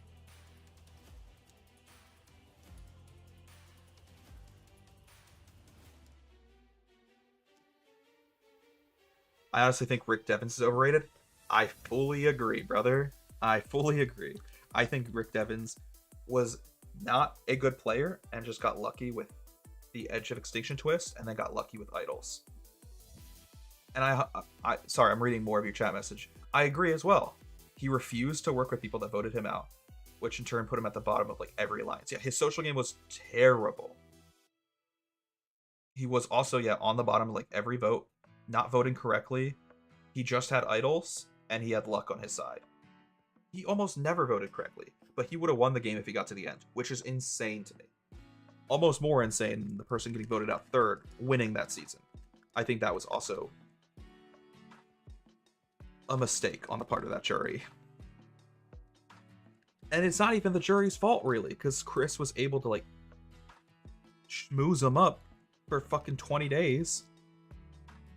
And therefore everyone loved him. And no one on that jury was really personally bitter against him because he didn't personally vote them out. Which is a big part of jury management. How do you vote people out without making them hate you? Well, Chris didn't have to worry about that because he didn't fucking vote half of them out. Like, it just eliminates the most integral part of Survivor. Like, that is what makes Survivor so difficult. How do you vote people out and then get their vote at the end? Chris didn't have to worry about that.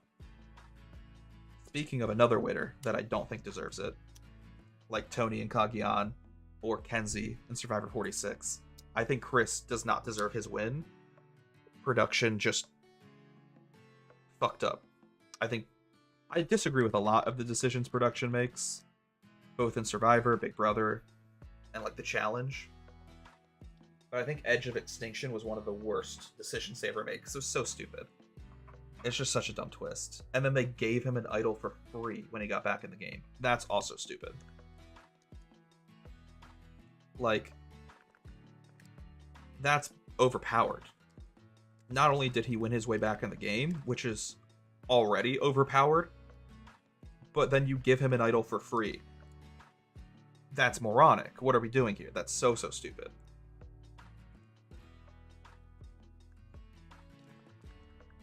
But yeah, no, I think Devin's heavily overrated and should not be on the Survivor 50 cast. I think Q should not be on the Survivor 50 cast. There's so many people on that cast that I just don't care about. And like, even a lot of the older players, I have no desire to watch play again. Like, I don't give a fuck about Ozzy. I stopped giving a fuck about Ozzy when he was fucking people online for OnlyFans money. Like, I'm shocked they brought him back. Because not only did Ozzy become a fucking OnlyFans model, which insane, but he also like talked so much shit about Survivor the show. Like, he kind of tried to remove himself from Survivor. And you know, I guess he has tried to mend those bridges, and maybe he's successfully repaired those bridges because he's on Survivor 50. But like, I don't care. Yes, yeah. Ozzy was like, it wasn't like softcore. It wasn't like how a lot of people do OnlyFans where they're like post pictures of them in like cosplay outfits that are maybe a little skimpy or revealing. No, Ozzy was full on making porn and is somehow on Survivor 50. And I'm not saying that as like a holier than thou type person where like, if you make porn, you should lose all job opportunities and you shouldn't be able to play Survivor. But I think it should lessen your chances. And when you have a season like 50 where the best of the best should be on the show, Ozzy's proven that he's washed. He's past his prime. Like, him on fucking, why am I blanking on the name of the season? South Pacific. Ozzy on South Pacific was not a likable character, nor was he that good at the game. He was constantly getting blindsided by even his own tribe. And then Ozzy came back for Game Changers and also was not a likable character and not that good at the game. So I think it's the mixture of everything that annoys me. Like, Ozzy has proven he's past his prime and not a good player. He started making porn, which should lower his chances. And he talked so much shit about Survivor the show. And while I understand he no longer holds those opinions and he doesn't feel that way anymore, like, all of that combined should take Ozzy off the cast and replace him with someone who deserves it. And again, I'm not trying to say that, like, just because he made porn, he shouldn't be on the show. But, like, you get someone like Jesse from Survivor 43, who is a better Survivor player than Ozzy, and doesn't make porn. Maybe he deserves to be on the cast a little bit more.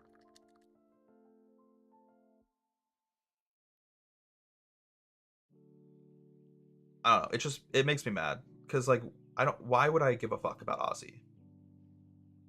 And, like, respectfully, love Cirie. But, like, why do I need to see Cirie again? She's already been on Survivor 4 times. Yeah, she's been on Survivor 4 times. She's been on Big Brother once, and now she's been on Australian Survivor. And she's been on the Traitors. Like, I've seen Cirie enough. And maybe I'm in the minority when it comes to that opinion. Maybe the reason they brought Cirie back for Survivor 50 is because the fans love her, and they just want to see more of her. But, like, I'm the type of person where if you've been on Survivor 4 times, if you've been on the Traitors once, Big Brother once, Australian Survivor once, like, hang it up. Let's see someone else play the game for once.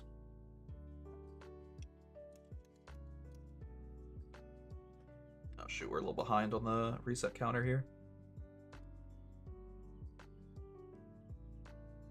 Okay. Now they're both the same number.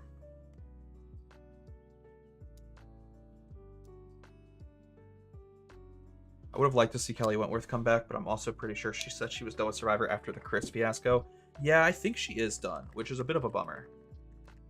Because, sure, she played 3 times, which is a lot, but I still think she is a good player. Like, I mean, maybe if she did play a 4th time, she would be voted out early, and maybe it would be proven that she is past her prime. But I think she's one of those players that is not past her prime yet. At least we have not had that proven to us the same way we've had it proven by, like, Ozzy. Or JT. JT was literally good in 1 season, then terrible in every season after that. Like, there are other Survivor players who are far past their prime, and I don't think Kelly Wentworth is one of those yet. All right, 1900. I think we're going to do 100 more, and then I'm going to go eat dinner, because I'm getting hungry. Plus, I said I wanted to at least get to 2,000 tonight, and we're getting there. We're on our way. Oh, yeah, it is getting a little late, huh? I should eat dinner. All right, I need to focus. I need to bang out these resets quickly. I don't think I've been moving very efficiently tonight, because I've just been ranting about so many different topics that I'm definitely not doing these resets in an efficient manner.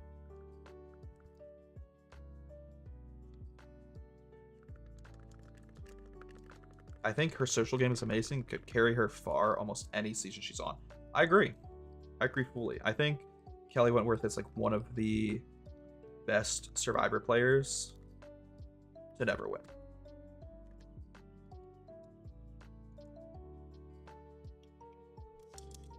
She's definitely up there for me. Like, okay, let's be honest. Speaking of other people who are on Survivor 50 that I don't think deserve to be on Survivor 50, talking about Kelly made me think about another person she's played with, Aubrey. I don't give a fuck about Aubrey anymore. Don't get me wrong. Like, in her first season, I was a big Aubrey fan. I thought Aubrey should have won. But then, as she played more and more, I started caring about her less and less, especially in Edge of Extinction, because I think her game in Edge of Extinction was pretty bad. Like, people immediately called her out and noticed that she was just telling everyone the same thing, which is part of why she went out so early, because no one trusted her and no one felt like they could actually work with her. So, like, why are we seeing Aubrey again on Survivor 50? I don't care. She played a really good season her first time and has gone downhill ever since. Every season she's performed worse. I don't need more of Aubrey. I completely agree with you with Aubrey. Yeah. Yeah, I just don't. It's unnecessary.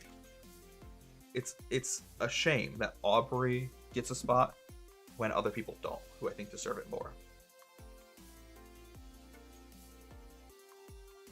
Even on Wentworth's last season, the new players had an anti-returner sentiment. She still managed to convince people to go with her before the others. Yeah. Yeah, she was the last returning player, correct?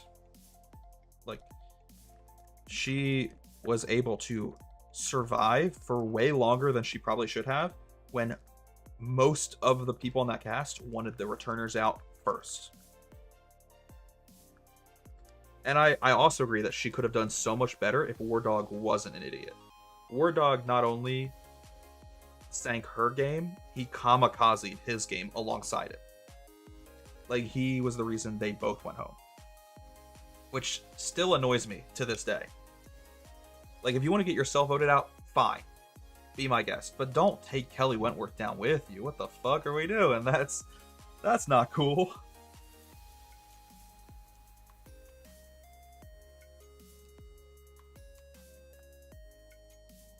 I know, right? Yeah. I'm over it. But yeah, a bit of a bummer. What a shame. Anyways.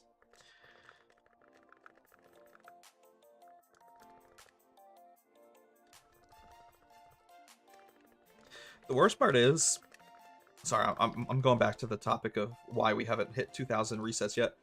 Because I was talking about how slow we've been moving tonight. I'm not even making that many mistakes. Like, I'm not pressing the wrong buttons or doing the wrong things. We've only made like 1 or 2 mistakes tonight. I think I'm just so distracted by the conversation we're having that I'm not playing very quickly. I'm not playing these 4 games at much of an efficient rate. But that's how you know the conversation's good, so I'm not going to complain. You know the conversation's good when you can't even focus on that video game you're playing.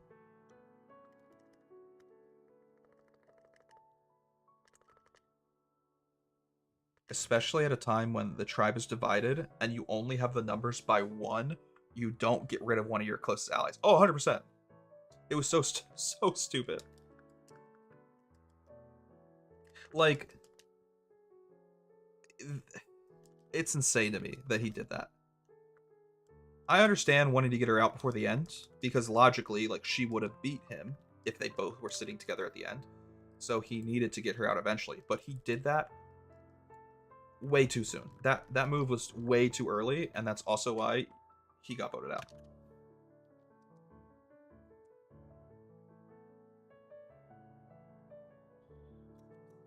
Like, she was almost a shield for him. So I don't understand why he was so willing to just blindside her and lose that shield. Just, I don't know, man. It's so dumb to think back on.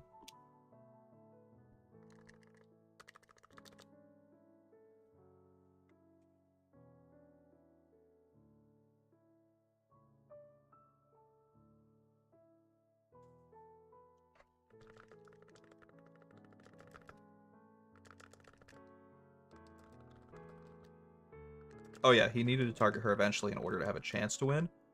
But that was the stupidest time to even attempt it. 100%. I 100% agree. And you know, I think Kelly is a very smart player, and a lot of people gave her shit for not playing her idol that tribal. but I think it's almost justifiable. Like, I don't blame her for not playing her idol, because I think Kelly knew how stupid it was for her to go home at that tribal, and therefore she probably thought logically she wasn't going to go home that tribal, which is why she didn't play her idol. Because it was a stupid move to get rid of her, and therefore it would have been a stupid move for her to play her idol. Like, I don't really hold that against her. I know a lot of people online, especially like at the time when that season was being aired, a lot of people like gave her shit for not playing her idol and almost blamed her instead of blaming War Dog. But like, I think it was a misplay on War Dog's part, not Kelly's.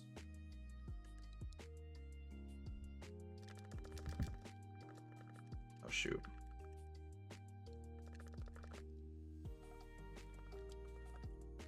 Agreed. Yeah. I don't blame her at all for not playing that idol.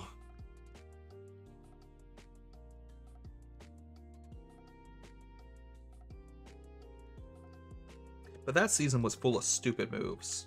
So many stupid moves. Like, fucking Lauren using her idol on Chris at 5. That was insanely dumb.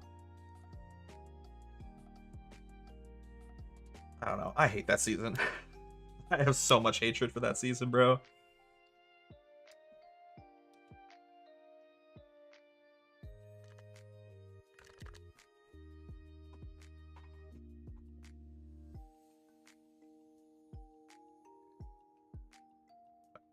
I want to try to bang out these last couple resets so we can go eat dinner. Especially because I have leftover Chinese that I want to eat. Which is so funny because we were just talking about Chinese food in one of my last streams. I was talking about how badly I wanted to get Chinese food, but I wanted to go and get it in person because Chinese takeout usually does not taste that good. And that's exactly what I did. I went and I got Chinese food in person today. And I have leftover Chinese that I really, really want to eat right now. So once we get 2,000 resets, we're going to go end stream and down some dumplings.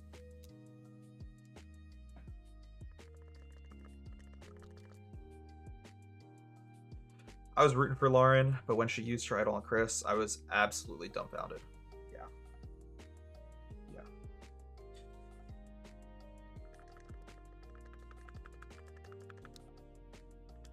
It's just so stupid. Sorry, hiccups, sorry. Oh my god.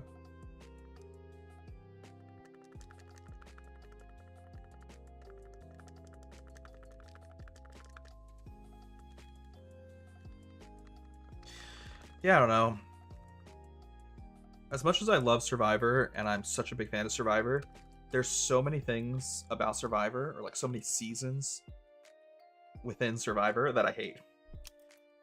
And maybe I just think that way because I'm a passionate fan. Like, the reason I hate so much is because I love so much.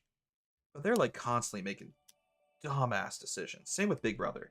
Like, this season of Big Brother was a complete wash after the White Lotus twist. So dumb. So dumb.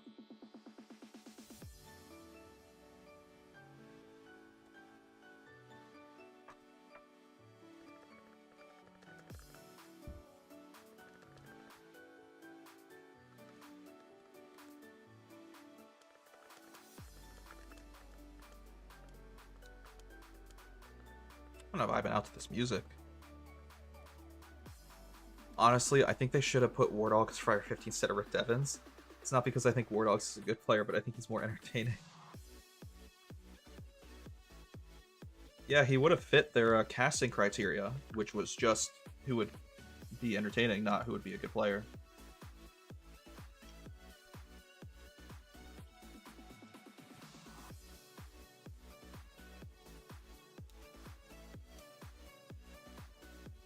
He definitely would have fit that casting requirement.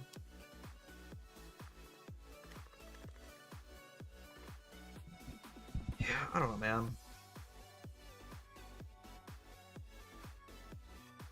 I just sometimes think that we're living in the bad timeline because of some of the things that have happened in Survivor. As well as Big Brother. This season of Big Brother specifically has proven to me that we're living in the bad timeline. We're in the bad place.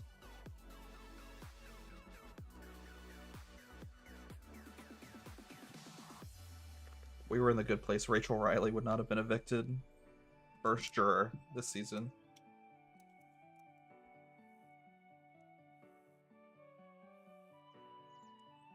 I feel like it's been a running trend though with like the last couple seasons of Big Brother where everyone is just so stupid. I don't know how, but Big Brother is somehow able to cast dumber and dumber players every season. Where like no one just even understands the basics of how to play Big Brother. And it's been so frustrating to watch the last couple seasons.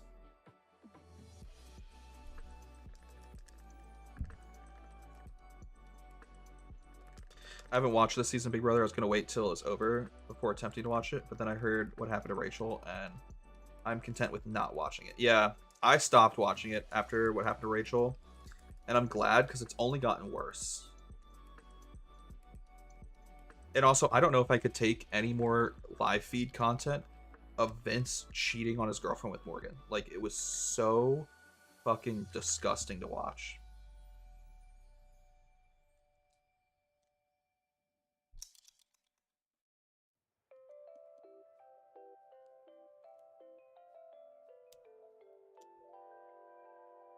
I just hate this season. It feels like it's been a very long time since there's been a season of like intelligent players on Big Brother.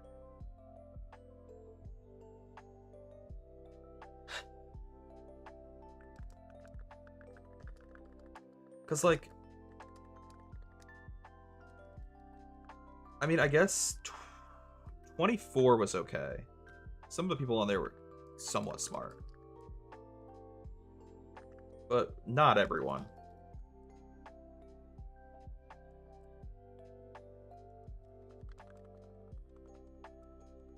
And like season 23. Okay, so like, here's how I'm gonna explain why I think it's been a long time. Seasons 27, 26, and 25 had some of the dumbest players of all time. Hands down. So 27, 26, 25, bad. Bad players. Season 24 had some smart players. But a lot of the twists I found to be not good. And there were also a lot of players that I found to just be such unlikable people that it made it difficult to watch sometimes. But 24 was okay. It was okay. 23 was also okay. But for some reason, everyone who wasn't in the cookout, literally every player outside of the Cookout Alliance, was a fucking idiot. But 23 was still okay because it had like some good strategic moments. And at least the players within the cookout were relatively smart. 22, that all-star season was kind of just a wash. Everyone gave Cody that win for free. And 21 was bad. 21 was bad. So like the last time I can say that I thought a season of Big Brother was good and had good players was like season 20. And even then, Falte was so stupid. So maybe not. Falte was one of the dumbest alliances of all time in season 20. So, you know, I actually don't know. I don't know. I don't have an answer to my own question. I don't understand the whole cheating in Big Brother. Like, do they think their partner won't watch the show? Literally. I think Vince is just a stupid person. And I think in his very small brain, he thinks because, like, him and Morgan haven't kissed or, like, done anything sexually, that is not cheating. But, like, he does things that are so obviously cheating. Like, they hug for, like, 2 minutes straight. They sleep in the same bed. And they've showered at the same time. Not in the same shower, but in showers next to each other. And I just don't understand how you don't think that's cheating. And it's so gross to watch, knowing he has like a girlfriend of 7 years back at home. How's the Charmandering? It's going all right. We're about to hit 2,000, and then I'm probably gonna go eat dinner. But it's okay. I'm still, you know, focused. I'm not upset yet. I'm not tired yet. I'm trying to prevent myself from getting impatient by just reminding myself the odds are 1 in 8,000, and we're nowhere near 8,000 yet. So, you know, I'm not allowed to be upset because we're only 1,900 resets in. Now, don't get me wrong, I wouldn't complain if we got the shiny right now. But I'm not allowing myself to be negative or get upset about it yet. Trying to stay optimistic. And plus, if I stay optimistic, then like every reset could be the one. My mindset is not like, ugh, how long is this taking? My mindset is like, all right, we're gonna get the shiny right now. It's gonna happen right now.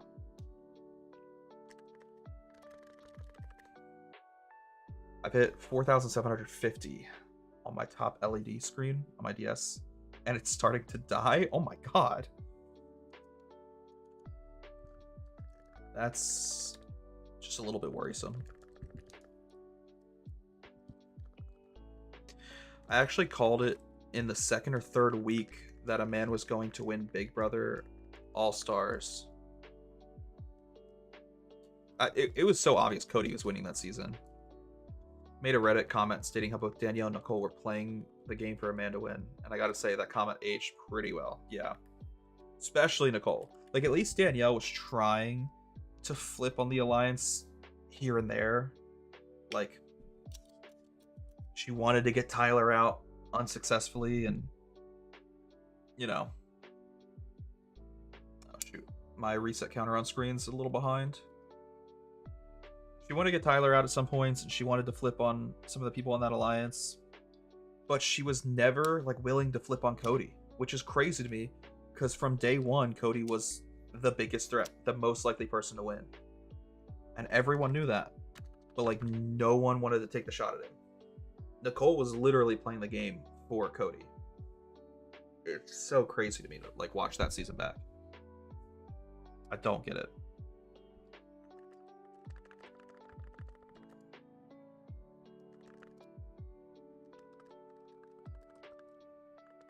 I still have the hiccups, bro. Thankfully. Hopefully. When I eat dinner here soon, I won't have the hiccups anymore. What shiny are you going for again, Sam Pop? I know we already talked about it, but I've low-key forgotten.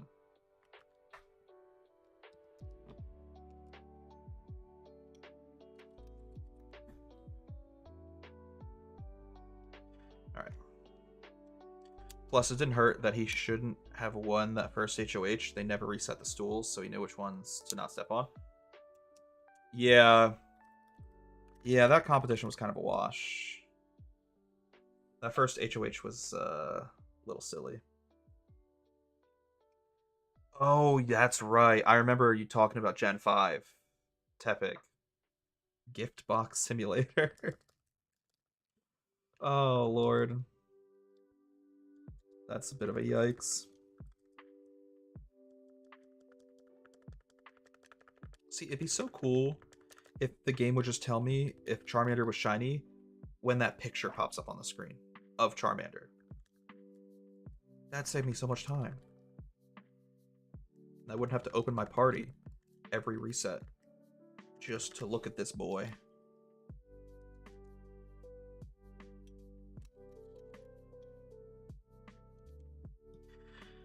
All right, we're almost done here. I think 6 more resets and we're done.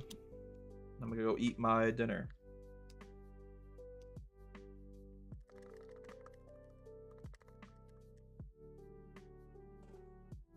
This is a fun stream though. Especially because, like, I spent the morning working on my car, so I feel like I got a lot done today. I was working on my car. I got Chinese food. We streamed a little bit. I was also working on editing a YouTube video, which I don't know. I don't want to hype it up too much. I don't want to get too ahead of myself because I haven't uploaded to YouTube in years, and I don't know if I'm gonna start again. I just, you know, I started working on a video because I was bored and I wanted to test the waters, see if it's worth it to upload to YouTube again.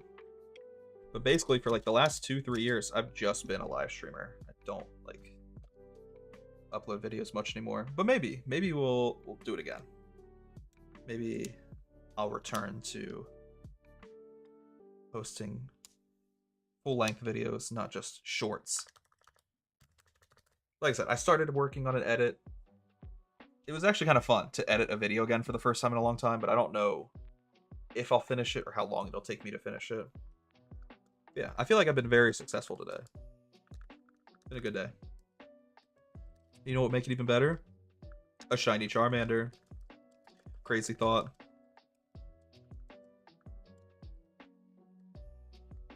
We only have 20 resets left though, so I doubt we're gonna get in the next 20 resets. Technically only 5 resets.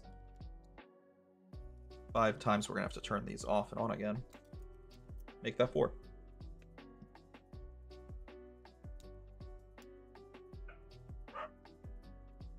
What's for dinner tonight? Leftover Chinese food from my lunch. I told you, man, I was in the mood for Chinese. And my lunch was really good. So I'm excited to finish it. Plus, I work tomorrow, and I'm not going to pack that food for work. Hi, Abby. Quite literally 5 times turning this on and off again. Okay. Oh, that's fine. Yeah, I'm gonna go eat soon. Bye, Abby. A fine wine with a shiny Charmander. See, that would pair beautifully. I think a wine and a shiny Charmander would be a better pairing than wine and cheese right now.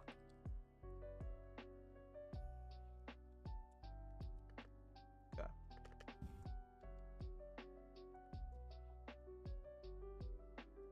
Alright. 88.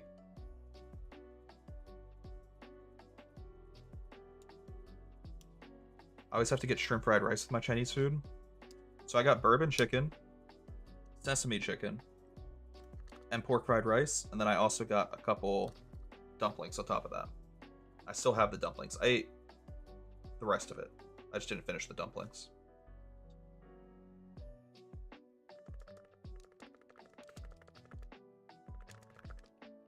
Alright. I know the odds are low of getting the shiny here in the last like 5 minutes of the stream, but I have high hopes, boys. Sometimes that's all you need. You need blissful ignorance. We'll see.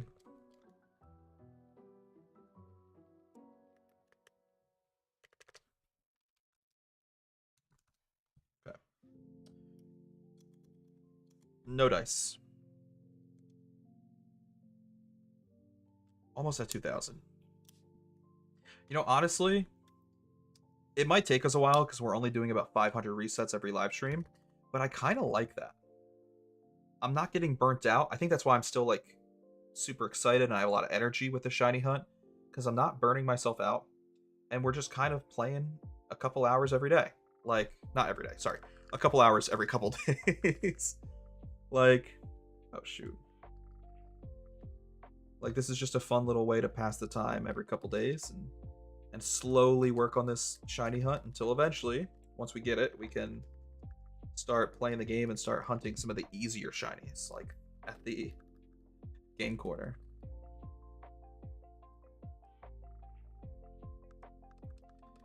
You're probably halfway there, living on a prayer. If only is right. I would be happy if I was halfway there. Like, that would be a blessing to get the shiny within the first 4,000 resets.